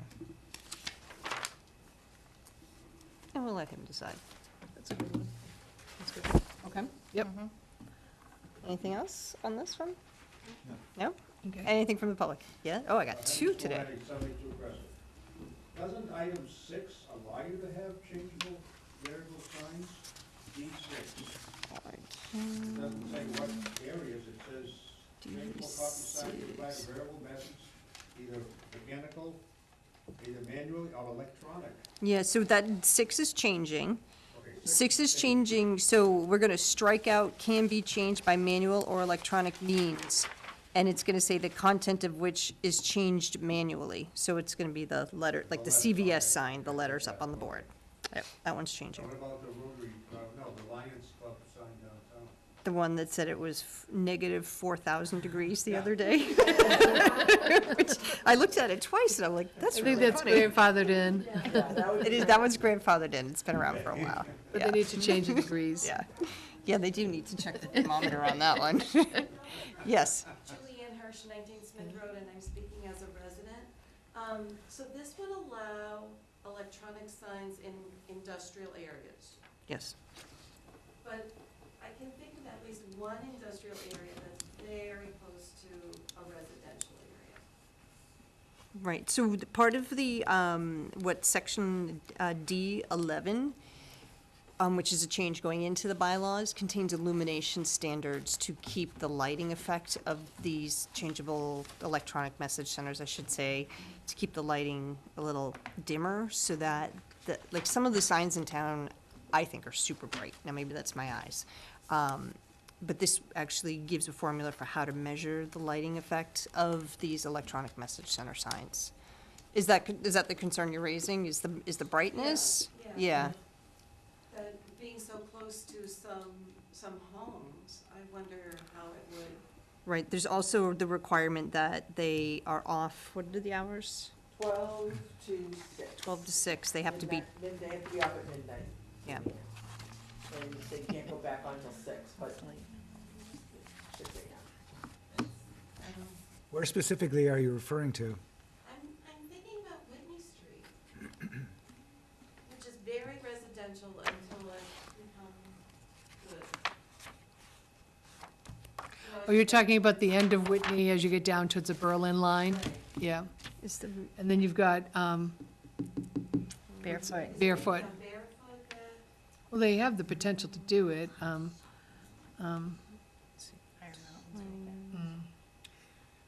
I think the reason I'm not overly concerned about that is because most of these businesses are, they're warehouses or they're offices.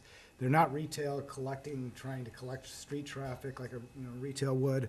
And I think the likelihood of them actually employing this type of sign is probably so minimal anyways, is why I'm not overly concerned about it. yeah, Yeah, those, okay.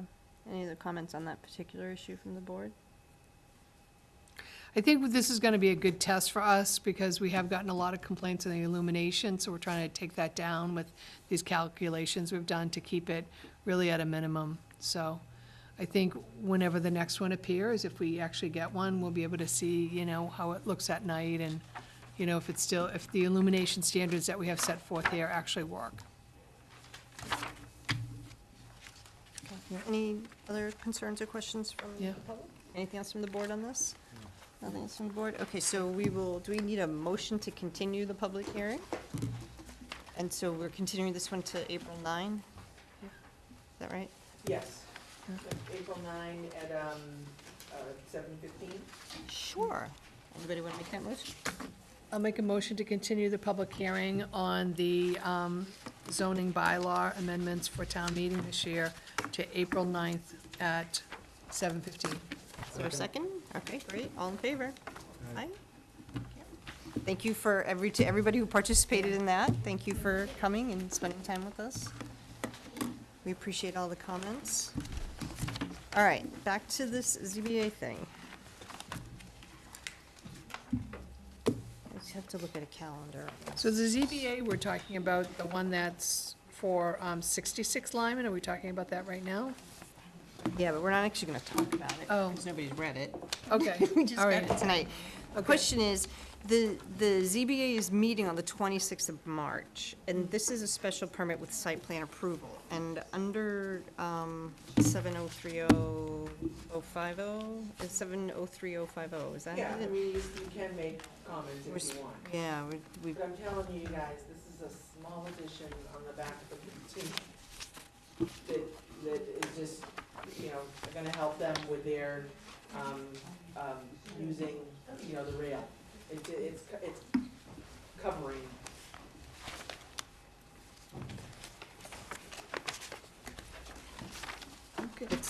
it's in an area that's already being used.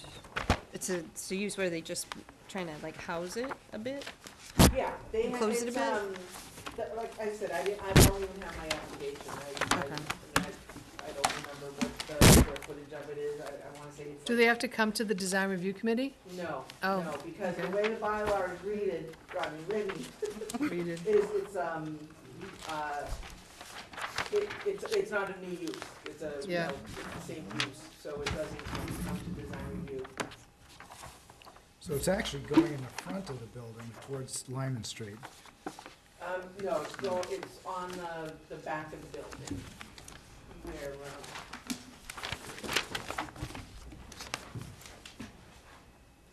on the rail, so, this is the front of the building. And the, well, okay. Well, there's no railroad Yeah, over no, there. you're right. No, Anthony, so what does but it mean by it's on the, the rail? this is all, it comes down, if you know the topography of the site. And it's all to do with, you know, how they use, like I said, how they use the rail spur. So Kathy, can you explain what that means? Because Amy was just asking, what does the rail mean? Oh, there's a railroad that Yeah, runs there's a through railroad. there, and a spur is when you have an offshoot that can go to like, to a business, and they can bring their rail cars down there, load, offload, and then send them out again. Okay. I mean, it's not trivial, it's a fairly big addition. Oh, okay, There it is, the rail spur coming off of there, all right, the railroad track, yeah. that's what it is. Okay, so, But it does say design review required on the zoning interpretation. It's that, It doesn't? no. No, Bob went through it again, and, it doesn't need design review, because again, it's oops, I just put that in the wrong place the altogether. same use, it's not a new use. It's the same use that, you know, that Newport has had forever. What is their use? I'm just curious. What is the use of new Cardboard. cardboard? Yeah, they, roll cardboard. So if we're gonna do another meeting for the purpose of discussing this, it would have to be the 19th. Are we in March? Yeah. Yeah, that would be next, that would be the third Tuesday. Unfortunately, I'm not available on the 19th. This is something that you Sure. could provide comments. Okay. If you wanted to give me comments in Okay. advance. That's good. Okay. Maybe if we add it to the agenda and we go home and read this, if people feel they don't have comments and email Teresa, we're all set, then we don't meet, or should we just meet? We can probably leave it at that, right? Well, so here's the thing, normally we want the applicant to come in Yeah, and say, we hey, want- this is what we're doing. So I don't want to say to the applicant, we want you to come in, and then say, we're just kidding. Yeah, You know, either we want them or we don't want them in. right. I just haven't had time to read it yet, so it's hard for me to say. Well, you just got it. Yeah, Right. we all just got it. Right. So that's, nobody's holding that against you. So then maybe It's we do okay. meet on the 19th. So Bob originally in his interpretation said design review required, and then he retracted that, saying it's Yes, not? yeah. Okay. All right. Yeah, there was a couple other things I think he had on there also. Did Okay. they go to, groundwater, Teresa, or are they going? No, I haven't seen anything for groundwater on this. I know that Fred said, So I don't think they need groundwater either, because again, it's the same use, you know, of the cardboard. I mean, they don't even manufacture it, they roll it. I mean, I've never been inside, but they, it's like big spoons or something of cardboard.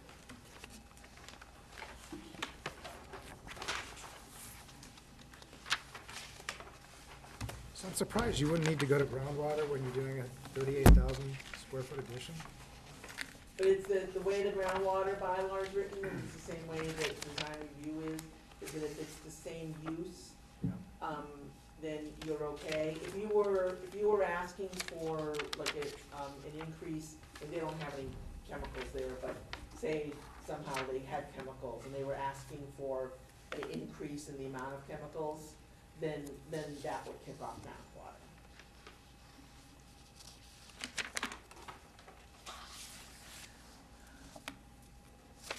we might have a.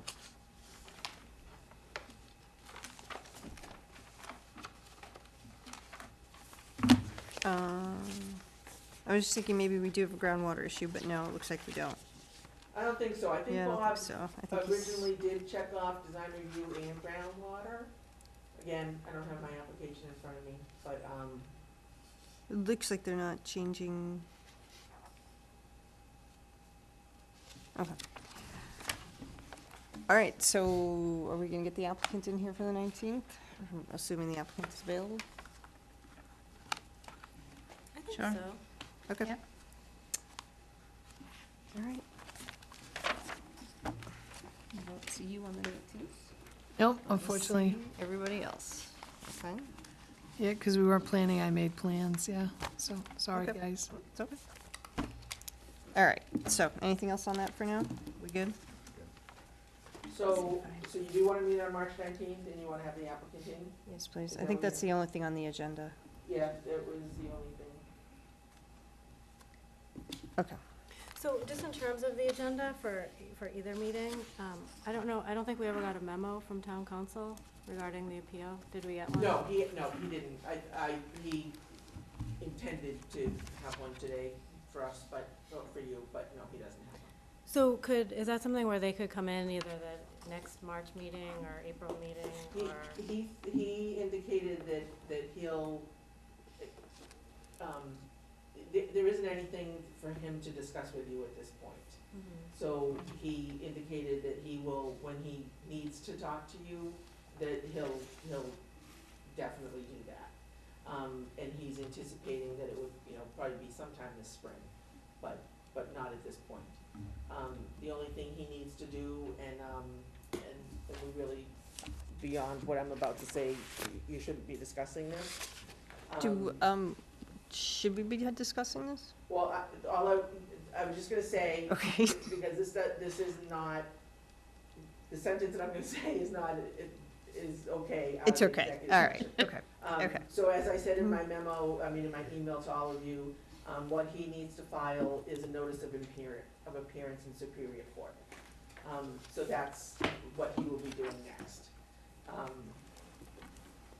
And then, beyond that, that, you know, he'll be in touch with their attorney, and, you know, I mean, there's a whole process they follow. He's gonna Okay, outline so that just in a not letter ever to being you. part of the process, I wouldn't mind if we could we have an executive session at our next meeting, just so that we can Not- talk freely and Not without town council.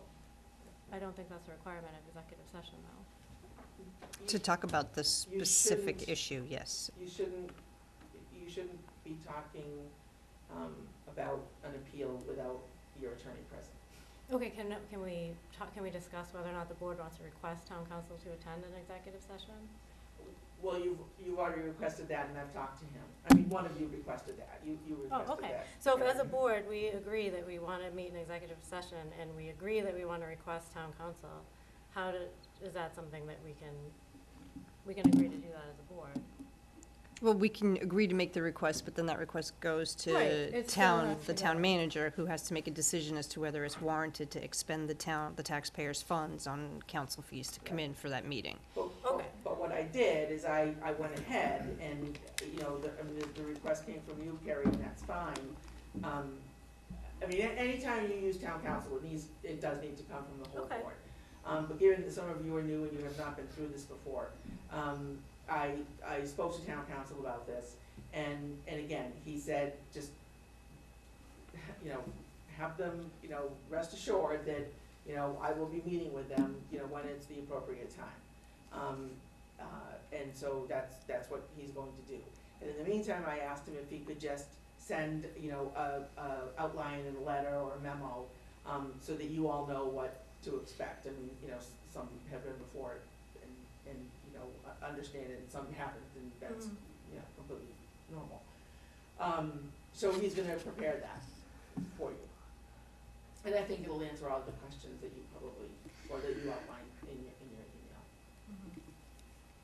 Well, I mean, I guess, I don't know if I'm the only one with questions, so I get, if it's something that the board wants to pursue, are we able to pursue? If other people have questions, so far, I guess I have questions, but I would imagine other people have questions as well. It seemed from your email that there was more than one person that had questions. I guess, again, I just want a forum where I can ask questions about it and talk about it, and I realize I can't do that here, but if we have an appeal before us, I feel like I'm not able to freely talk about it or ask questions that I have, and we didn't get I thought the memo was a great idea, but then we didn't get the memo, so I just want to keep pushing this out. oh, you'll get it, you'll get the memo. Mhm. You'll get the memo from town council, there's no question about it. So can we say we'll probably soon we'll see that memo before the next meeting? I hope so, I mean, I hoped you would have had it today. And then why don't we, I mean, And then again, he's already Few weeks away. indicated, you know, that he'll be, you know, having an executive session with you in the spring. So, yeah. you know, I mean. Could we ask the request that we get the memo by the next meeting, and maybe that would ease a lot of minds?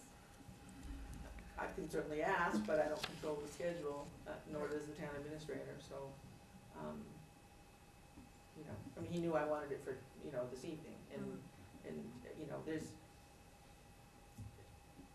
a lot of things happening in this community as far as town council that, you know, you aren't privy to, and, so there's a lot of work, that we're involved with town council on other cases.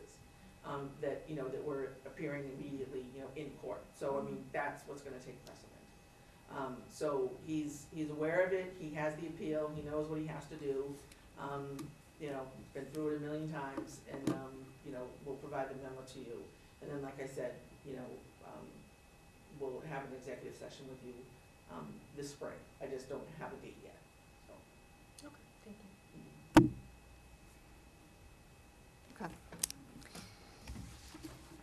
The only other thing we have to deal with is the minutes from February and January too. January. Yeah, I was looking for what the second one was. January and February, so let's take January 1st. Is it January 15? Yeah, the January Yeah, 15. You have, well, what you have, I sent out the minutes, the January 15th and February 5th, and then, received, so this is why you have two sets of both minutes. You have a set of, Two of those. revisions from Amy and from Carrie. So that's what you all have, in front of you.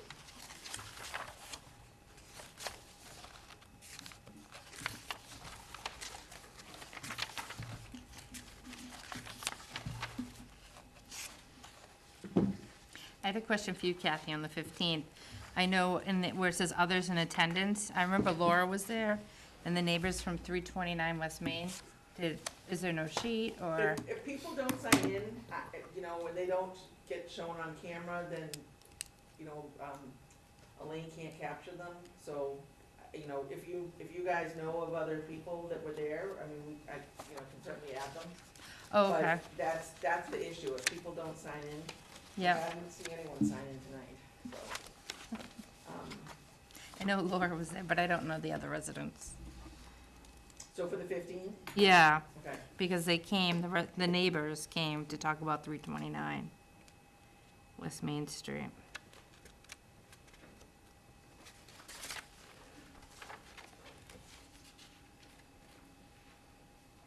And actually, now, now that you say that, Amy, I think there's a gentleman who's listed in here, and should be in there.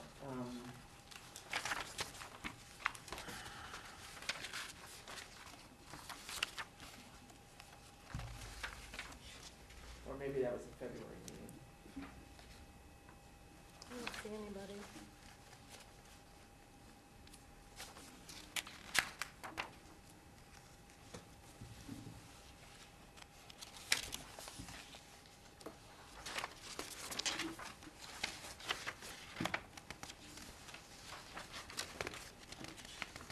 Oh, no, you know what, I'm thinking about the DBA meeting, anyway, never mind.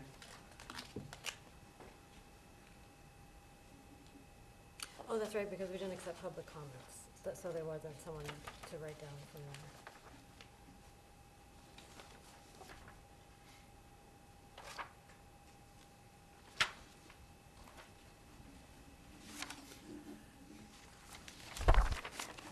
Are we on January's? Yep, January 15.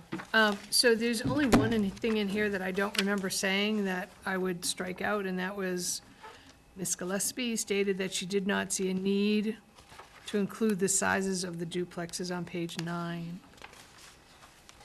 I don't remember ever saying that, and I think we've always talked about the size of the duplexes, so I would strike that. I don't remember saying that. Oh, that's in the middle, that's a Yeah, 1, 2, 3, the fourth paragraph Fourth down. paragraph, About yeah. the middle, yeah. yeah.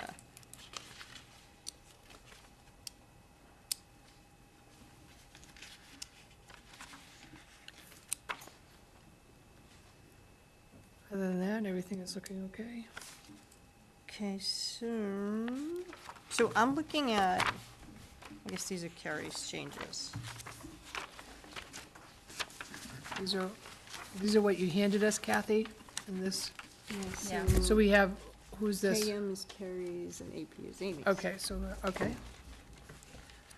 But from Amy's, we're just putting Laura and not the rest of the members? Is that the correction to that? Whoever you think was there, because again, if people don't sign in, we don't have a list of who attended. So if you know of other people that were there, we'll definitely add them. I do remember Laura, though. I don't know any of their names.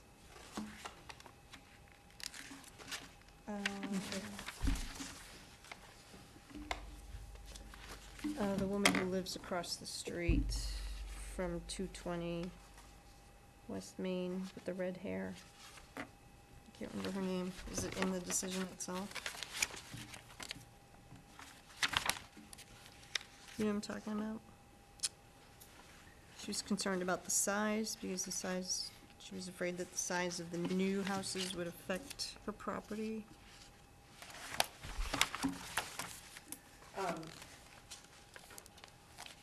Yeah, no, I don't know who she is. I mean, we would have a list. I'm gonna have to check the Normally we'd have December a minutes, list, but I yeah. still don't know who she is, of the people that attended in December. So She was the one who spoke, right? Oh, so I don't think she was here. Okay, they were yeah, here. I'm thinking of the December 4 Yeah. meeting. Okay.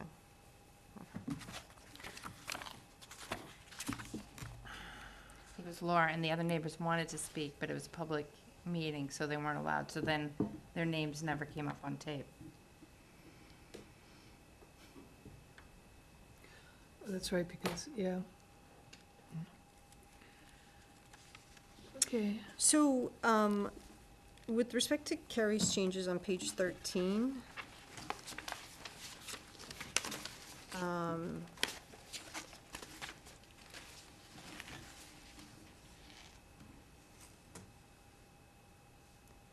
let's see, I know that you make a timestamp here, but if you went forward 15 minutes to 3:10, you stated, "I cannot envision a scenario in which I would allow such a waiver." Where is that in the minutes? It's not in the minutes, but you've stricken out, she stated she does not see any circumstance where she would approve a waiver, which I think is a paraphrase, but I'm happy to put the quote in. Yes, this is what I've recorded from the minutes. I'm just putting light around what I said. I thought it was just kind of boiled down to a point that I didn't think it really reflected my comments. But you stated it,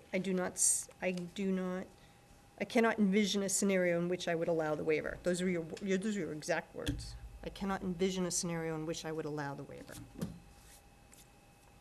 Okay, are you talking about a different section? Because I don't. No, right, it's right there, it's at 3:10 Where on are the you video. It's not written in here. It's not written in here. I'm confused. Where's 3? It's 3:10 on the video. Oh, So all of our meetings right, are on YouTube. on the right. Northborough Yeah, Planning Board yeah, I channel. know that, yeah, And at hour 3, minute 10, right. Carrie says, "I cannot envision a scenario in which I would allow this waiver." Well, I would like So to I review think if that you're then. gonna take out this sentence that she stated she does not see any circumstances in which she would approve a No, I'm not waiver. taking that out, I'm adding it. I added that in. Oh, see, I have strikeout right here. She stated she does not see I any just circumstances. rephrased it up top to put it in context with my whole thing. So I state it, but I put it with the whole sentence, not just that piece of it. That's where I see the circumstance.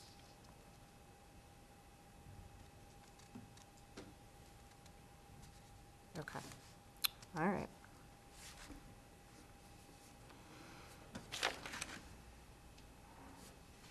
Yeah, those are the 2 sections that are highlighted are additions, not removals. Okay.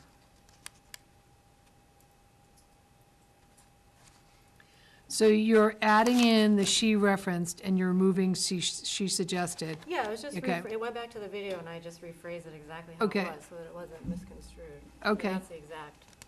Okay.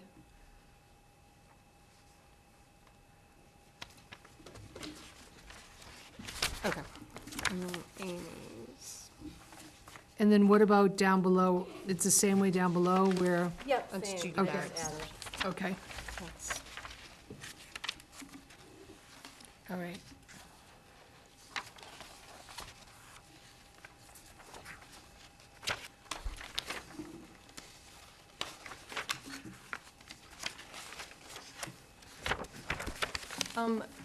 Was, on Amy's, I'm on page 3, was Marshall Gould referring to the prior company handling hazardous waste? Is that why that's in there?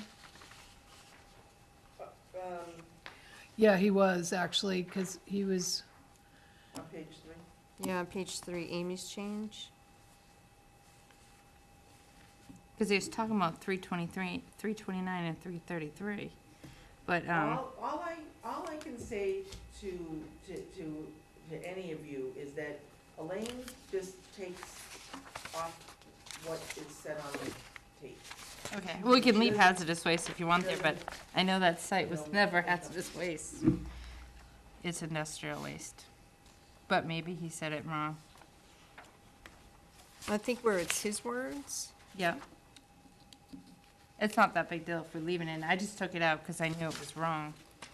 Yeah, well, Yeah. yeah, so the thing you need to do is correct it at the time the statement's Yeah. made, so that Sure. the record becomes clear Okay, at that moment, so. That's fine. Sometimes I know that that's not easy to do, because things move fast around here sometimes. that's fine. can we go back to page 1? Kathy, can you, in minutes, include "and neighbors from 329 West Main Street"? If you don't have a name, or do you have to have names? Because I remember us distinctly Yeah, saying you that. should have we- names. Okay, I mean, that, you're specifically Yeah. listing people that were at the Yep. meeting. okay. So moving forward, we'll say to everybody, have you signed in? We'll hand them the sheet. So we'll just leave Yeah. Laura, because I knew Laura was there because she spoke at the meeting. I think Laura's been to all of our meetings. So hasn't Mr. Squalante, I believe. I don't know if he was here for this one.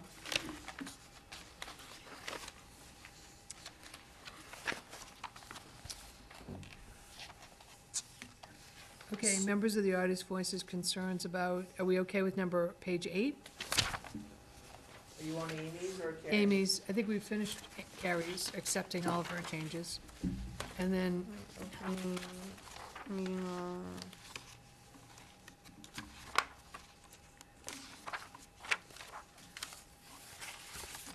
So I don't understand the comment on it because, I changed the wording. I was trying this new editing.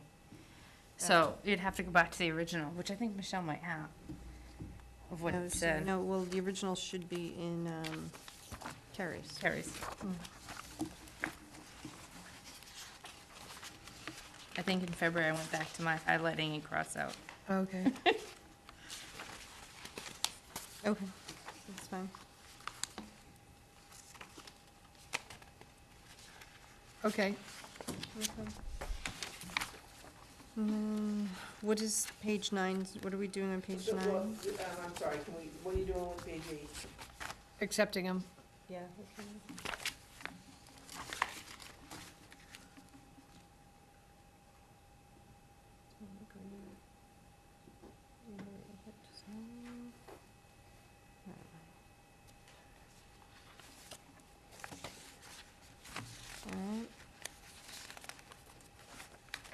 Excuse me. We're keeping you up. Yeah. I know the feeling. Page 9 you doing? Yeah. I'm okay with that.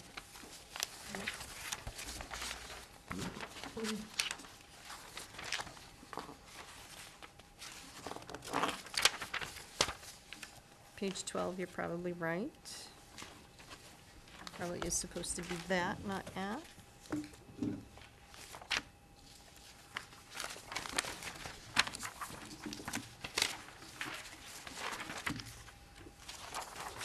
Yep.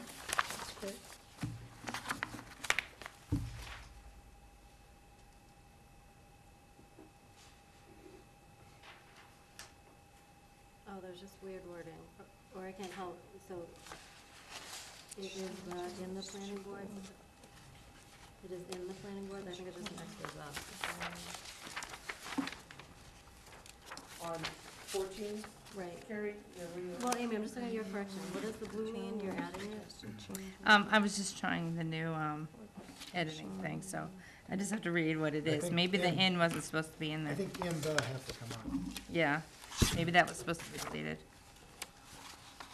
I was just adding planning board because I was confused whether we meant the planning or the zoning.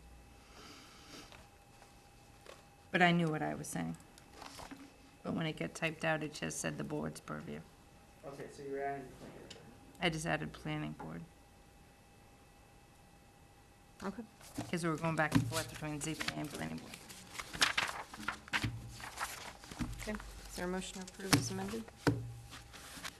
I make a motion to approve the minutes as amended and to add the changes that Carrie and Amy suggested in my change. Second. Okay, all in favor? All right, now, February 5, Amy.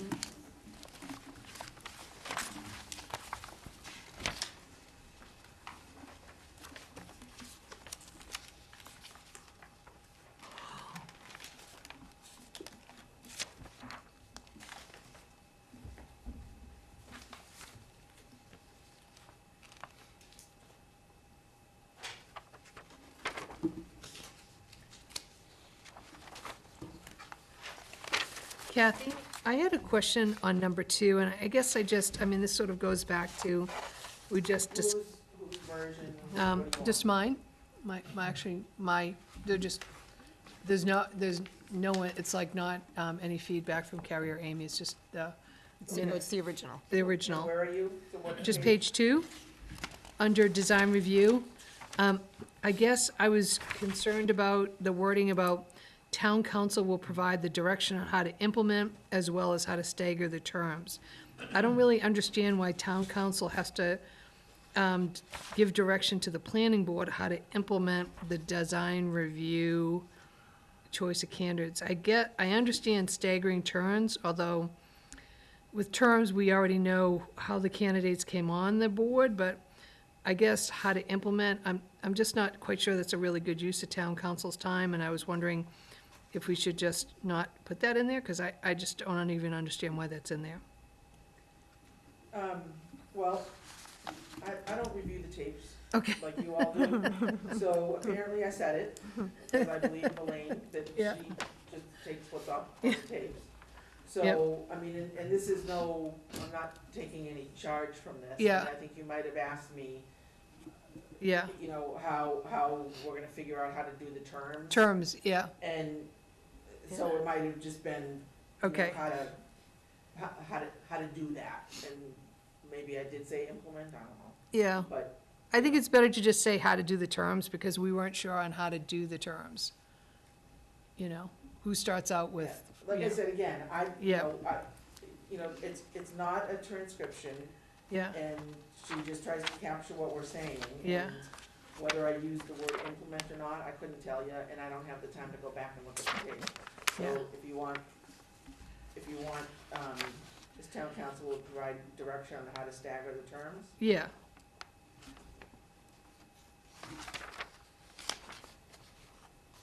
But you're saying going forward, we probably don't even need town council to tell us how to stagger terms, right? We could, I mean, not for the minutes, but we can have a discussion in the future.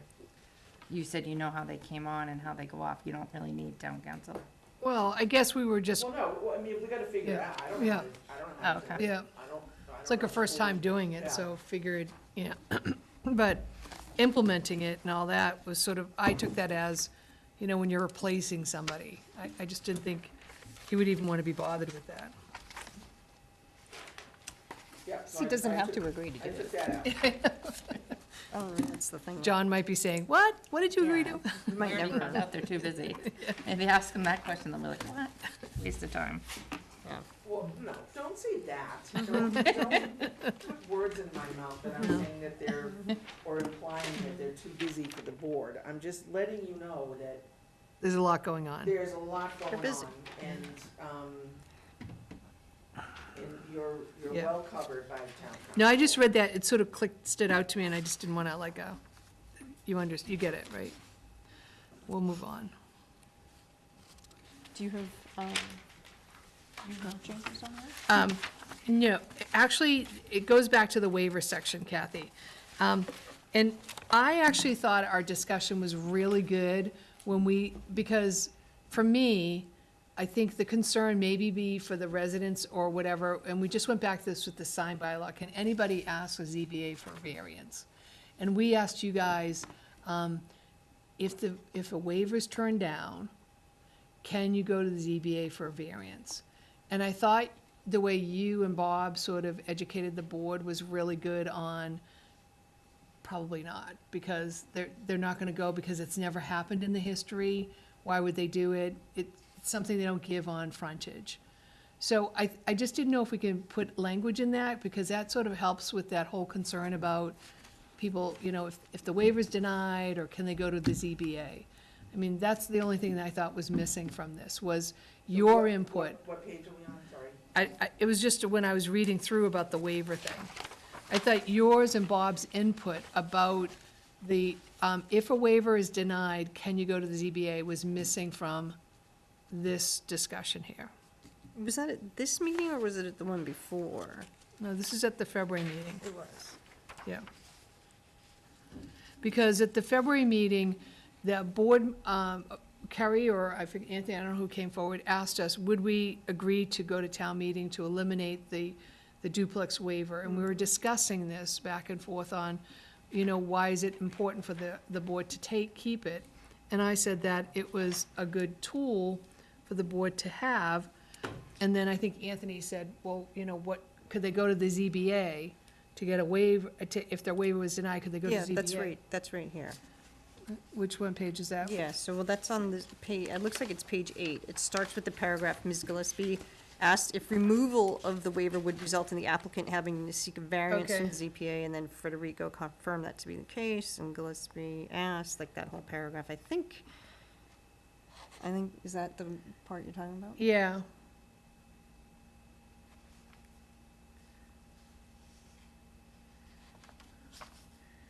So when we said that you said, Kathy, Ms. Juber confirmed an applicant would be able to do so, there's a lot of this discussion about, but highly unlikely that, because it's never been, no one's ever done it in the history of, we know from the records in the town for the ZBA. I just want, because you know what, that's an important thing about, we're talking about, we don't want to have the waiver if they're just gonna go and bypass and go to for a variance.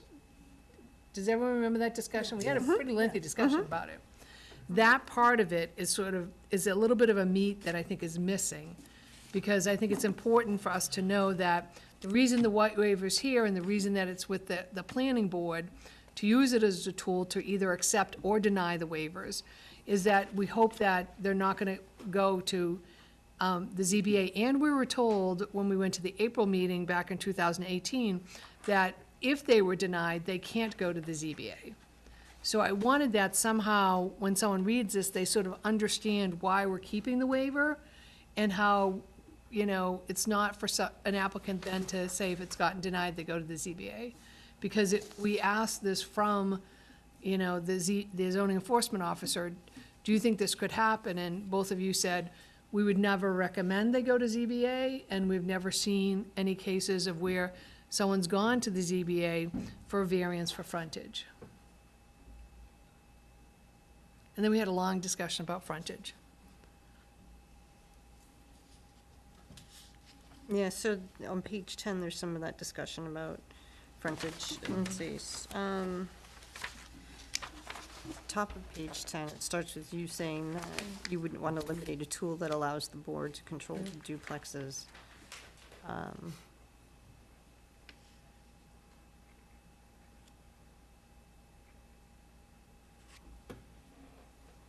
So you think there's something missing? I do, but it was such a long discussion, Kathy, that I don't know if you could just summarize it in a sentence. And now you have to think back like 4 weeks. No, I'm going to say no, because I just don't have the time to watch a I know, tape. yeah. So if, certainly if, you all want, something added, or by all means.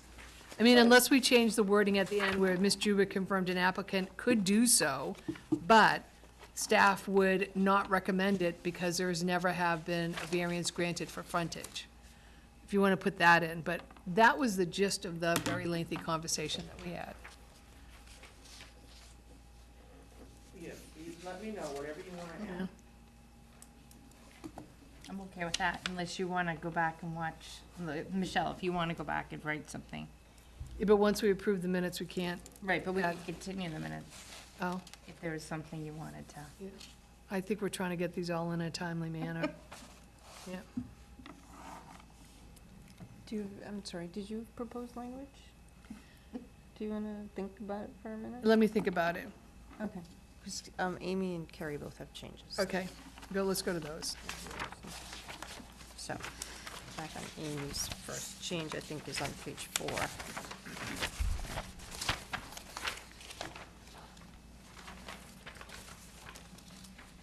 I don't understand.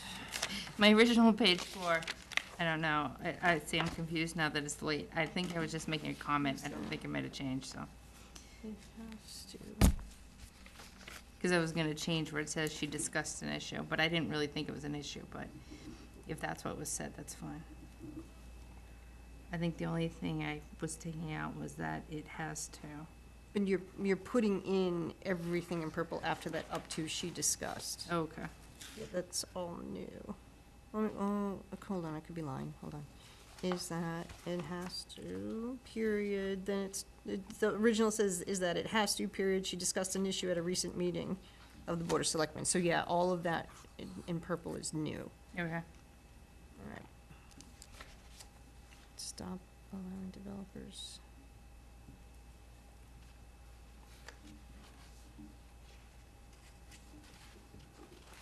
Where's that?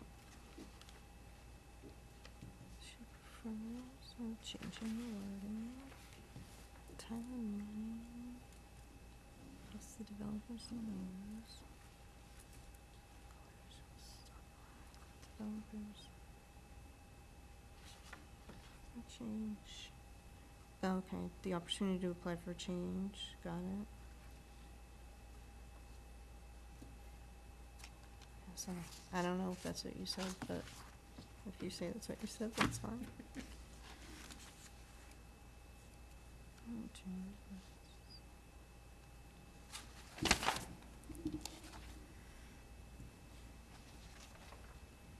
On page 5, that first sentence, when I read it, I didn't understand what it was saying, so I was taking that out. But now, tonight, I guess, either way, if you leave it in or take it out, reading it on paper, I understand it more, but. So it's your change. Right, in or I mean, out. I'd rather take it out, because when I first read it, I'm like, I didn't know what it meant by to remove the references to non-conforming. I had a question about modifying the article.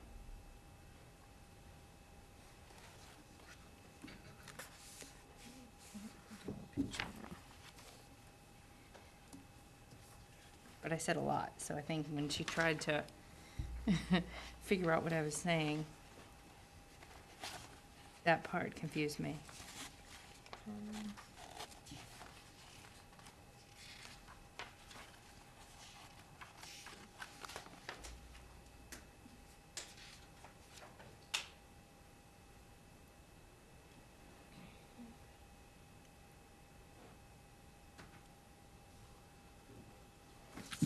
No, comment 6 is easy, because it goes from Mr. to Ms. I'm pretty sure Mr. wasn't here that night.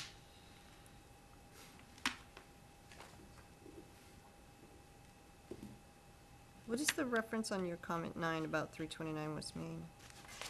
Page 6. Let me read it.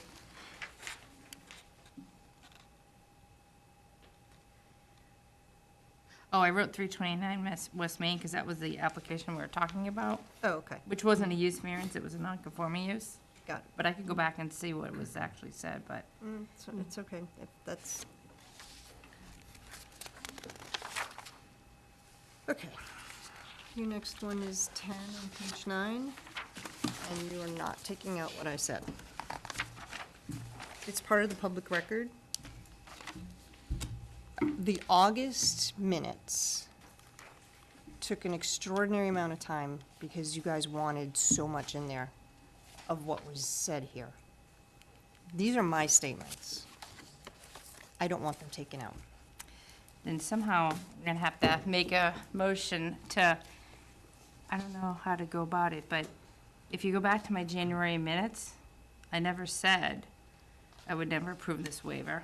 In the January 15 minutes, Ms. Paretsky voiced support for removing the waivers from the bylaw and recalled comments made. It is what you said, but you were stating, you weren't stating what I said.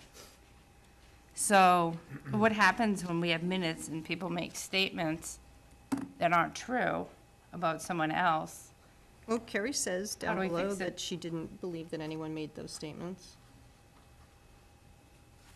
And it's, you highlighted it and said if the first one comes out, the second one should come out too. Right. I So agree with she this meant edit. I this. think this is not the intention of minutes. Minutes are to You support. can't pick and choose what goes into minutes, if it's favorable or not favorable to you. You can't. This The is, majority of the these are board my, votes to amend it. this is my language. It's part of the public inflammatory, record. It's accusatory. It is, absolutely, because what you guys said was inflammatory. you- It was awful.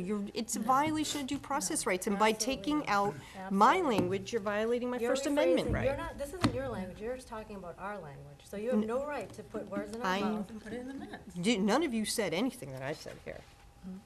Had you guys made the statement, if I say that I would never approve this waiver because it would violate due process rights, you wouldn't have made the statement to begin with. I said it. These are my statements, not You're yours. paraphrasing our statement. And it is, it paints a false narrative of what the facts are. Well, put something in tonight's minutes then. I make a motion to accept the it's- minutes as amended by Carrie, Amy, and Michelle. So Teresa, to be honest with you, I don't ever remember the 3 board members saying that they would never, ever vote. It started at the December meeting, when Tony came in, Tony Abu's project first came in before us. When was the first day of his hearing? Was it December or was it November? I honestly don't remember.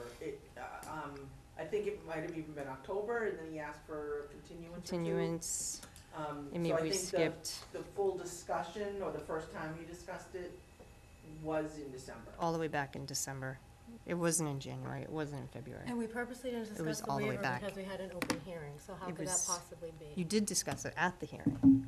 We said we weren't gonna discuss the waiver until after the hearing.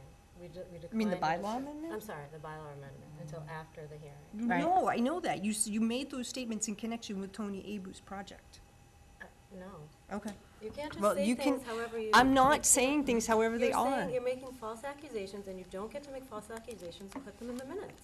Listen, it's not a false accusation. That's Yeah. my memory of the December meeting. Well, you It's, can't. it's what But happened the here. members who are telling you, and as the chair, you should respect and work with your board members. Listen, I will work with you because I allowed you to create an entire transcript of the August minutes. And then when you wanted to put more information into the 220 West Main Street, we worked and did everything we possibly could to allow you to put in whatever you wanted. These are my statements. They belong in the They're minutes. not You your can't take statements. out, You're they free- are you're my making- statements. Then take out all the things that refer to what you're saying we said, because we don't agree with it. No, it's my statement. So if we make a statement that's not true, if I say like, someone here is a real estate attorney and has a conflict of interest, that'll be in the minutes, whether or not it's true. Right, that'll be in the minutes, and then I will say, if you're referring to me, let's talk about it right now, on the record. Well, I think after this, I was in so much shock because I didn't see that coming. I didn't expect the chair to be I don't know what to accusing tell me of you. things. I don't know what to tell you about that, Amy, but honestly, the time to deal with those things is when they're happening, Right. not When 2 you- months after the fact, or not a month after the fact. These are my statements. They belong in the minutes. They don't. They do belong in the minutes, and if you want to contest them, you can contest them. I do. Fine, I'd like to make a contest them. motion to accept the minutes as amended. I by haven't called for Carrie, a Amy, and motion. I'm Michelle. sorry, I haven't called for a motion on the minutes. Okay, can't so make a I have motion. on the I'm not floor. gonna put any No, language there is no in motion on the floor. about the, with the zoning enforcement officer, Kathy, because I just remember the discussion happened. I thought the discussion was helpful in us moving forward to figure out if it was a good tool or not. So I don't want to put words into your mouth because I don't remember exactly it. But yeah, And it's 30 days later, but I thought that would have been good in here because I thought it was a good education moment for the board. You know, so having said that, I'm not going to put it in because I don't want to say that you said something and we go back and it didn't. But I just thought it was a good discussion. That would have been nice to be in here because if I were reading this, it sort of helps solidify why we voted the way we did. Yeah, again, but I'm not going to do that. you can Having said that, I'm going to sit back and you guys can hash this out to you.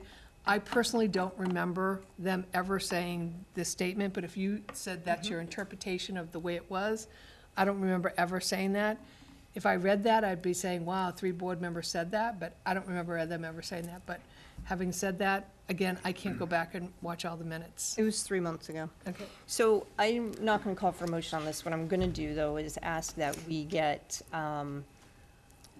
input from the appropriate source, which might actually be the town clerk, as to whether board members can excise out that which they just don't want to see in minutes, because it's not appropriate to create a false record. It's By not appropriate excise, to stop create a false interrupting me. narrative. I'm sorry, you haven't let me finish the Teresa, no, you're not sentence. being a capable It's chair. not appropriate to create a record that is not complete.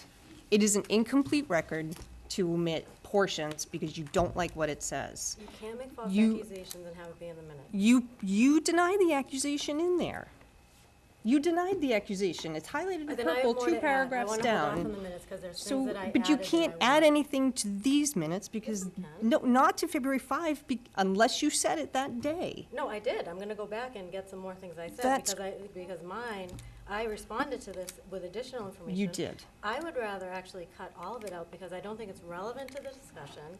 It's not, it doesn't support what the public's understanding of the discussion does not need this at all. The discussion is in 10 other pages. That's This your is you opinion. making I think the inflammatory public needs false to see this statements. kind of stuff. Teresa, then we get to make false accusations. If we're gonna operate that way, It's not then I a can come false here and make any accusation. accusation I want. It's not a false accusation. I find it odd that we're accused of a conflict when none of us have a financial gain in any sort of I didn't accuse you development. of a conflict. I accused you of prejudging matters that have not come before this board, which Okay, is a violation of due process. Where did Anthony say that he's never gonna approve the waiver? On the day that we were voting on Tony Anthony Abers. said he's never gonna approve a waiver. Yep. Anthony? That's categorically false. So- Okay. So why And- do you get to say that? in And the then, minutes? the other thing I don't like is how you highlight the three members like we're one entity, which we are not. I could have said your names individually. You said three members. I did. I said 3 members. That's what's written here. I said 3 members. Right. As if we're all thinking alike and have the same thoughts, in which we do But, not. but 3 of you did. No, I watched the tape. So, You never said I watched the Okay. tape in December too. all right, well, my memory from the December meeting was that the 3 of you all indicated that you don't like the waiver, you would not allow the waiver, you don't think the waiver should be in the bylaw, and you can't, you can't The waiver was envision. problematic. And I think think that's- all of us would always say, there's probably criteria where the waiver is appropriate. But it's problematic in the fact that there's so many things that have to go on, you know, for how many boards have to be involved? And what are the likelihood? It could be very slim. So maybe it's better, I think, what we're doing, we're open for discussion, but I don't think any of us ever said we'd never, I know we never said that we'd never vote for it. You guys, and then it turned to, well, then maybe we should just create a zoning, a bylaw amendment to get rid of the waiver altogether, because I'll never use it. We never said. That's where it went to, and that's when I said, let's move the bylaw discussion over to when we're done with this particular project. But you're putting words in our mouths, it didn't, that No, did not come out. I don't think so. It's an inference. I don't think so. Well, Yes, it 3 is. members on this board think it is, so that's a majority of the board. So I'm surprised that you want to operate in this way. So I just need to know from, I guess, the town clerk whether 3 members of the board can vote on a set of minutes where one's probably going to abstain, and then the other one believes that her language should be in there. I don't know what the remedy for that is, because I guess the remedy for that would be for me to say tonight, if these were voted this way, would be for me to say tonight, as part of tonight's minutes, that I would encourage everybody to watch the tape, specifically that particular portion of it, so you can see what I said about this discussion. That's fine, if And you make want to that, say and make that. that I'm sorry, I'm speaking to Kathy. So I don't know if I can make that reference instead. I don't, I can check with the town clerk, I mean, just for everyone's benefit, I don't know if it's a part of the open meeting law, or, I mean, I don't know myself, but I just feel like there's something inappropriate about intentionally not including things that are said at a But it's not meeting. inappropriate to make false accusations. You said at that meeting that And you Anthony didn't said it, believe Amy it's said true. it. Anthony, did you say that? I went back and Amy, watched did you them. say that? Yeah, I It's- went back and watched. So it's Well- appropriate to make false accusations, but it's not appropriate to remove them. Okay, you said, you've already gone on the record and made a correction that you have said that you can't envision a And then I scenario said- under and then which I you would allow further this said- waiver. It's not that I'm not gonna listen to an application with a fair mind. You said, I can't envision a scenario under which I would ever allow this waiver. That's what I'm talking about. Okay, but then You did can't Anthony say that. Did Anthony Yes, say that? not in those same words, Okay, but yes, you did. did Amy say that? Mm-hmm, No, I didn't. So, I have the minutes right in front of me. okay. So So we can I just make need a to, motion to hold the approving of the minutes to the next planning board meeting so that we can get some clarification on this Yeah, and? but I don't even think we need a motion for that, but yeah, that's fine. and I do think the We'll false just move 'em over. accusations have to stop, because we can all, it's gonna end up being more fighting amongst each other, making up false accusations. Like, you can't say what you think someone's thinking. We're allowed to discuss bylaws without you saying, well, you're just doing that because you're biased, or you're doing that because you would never approve that. Like, if I say something about a bylaw, you can't tell me what I'm thinking in my mind. I'm just discussing something. Well, since you pluralized false accusations, What other false accusations have there been? Well, these, I don't, just right here. That's one. I think there are two. You're talking about oath of office and, Yeah. you know, you bring up all this stuff. Yeah, Yeah. that's my, never mind. Can we just find out? I mean, I can please? guess conflict of interest on any vote you take. But I would never say that nor put it in the No, minutes. no, if you Don't you think I have a, represent? hold on, if you think I have a conflict of interest on anything, you should tell me. You If think should, it, you then should call it tell out. us. You should tell us. I and we- would. we- I don't represent people in this town. I represent homeowners. I do not represent developers. Who else do you think I might represent? I don't know. So, I'm I've never saying- represented anybody who's been before this board. I've never represented them. Maybe you will, maybe you get their business because you vote in favor. Okay, so I think Well, it's 10 of 10. I'm making a motion that we hold off and discuss it at the next meeting. Can we move to A and Rs? Do you have any A and Rs to sign? I'm sorry for taking back control. No, that's but fine. That's we have fine. to- I think we're done, because there's nothing else to do tonight, right? Right. This was it. I just wanted to talk about one thing. Oh, Are we holding these minutes? Yeah. What is- Yeah. How are we closing? Yep, what do you got? yep. I'm on the design review committee, and we have a design review committee member who is stepping down, so we, No, you have no one has submitted a letter. to me, they have. I got an email. I mean, Someone submitted an email to yeah, you? yeah. Does Kathy have that email? No, I have the email. All I want to know is for the next meeting, if we can discuss the process. And my suggestion is that maybe we take into consideration that we have town meeting coming up, and we think about that process, you know, for the next, because it's going to take a while to funnel this all the way through, coupled with the fact that the Board of Selectmen are working on a process of their own about how they're going to do committee members, so there's a lot of change going on, but I want to sort of get it out there and we can start talking about it.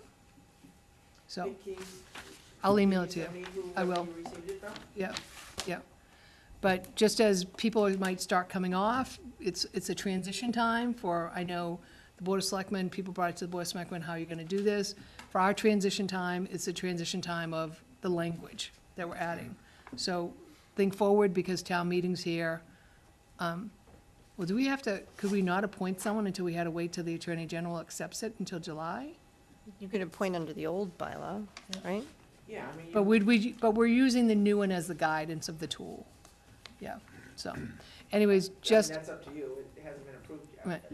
I'm not here at the next meeting, so if you guys can, I'll forward it to you, and if you can talk about it. Okay, thank you. That's Are all. you at April 9? I'm at the April 9th meeting. You are at the April 9th Yeah. meeting, okay. Yeah, All right, we could take it up then. I think the Yeah. only thing we're gonna do on the 20, whatever that is the ZBA thing. Or the 19th, March 19th, is the Yeah. ZBA thing. yeah, yeah. So do we need to put that in the agenda?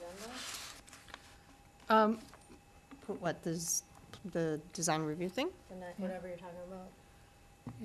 I mean, I mean, I don't know why this is any different than any other time. If someone resigns, you know, we post, the, opening on the website. I So, mean, that's how we.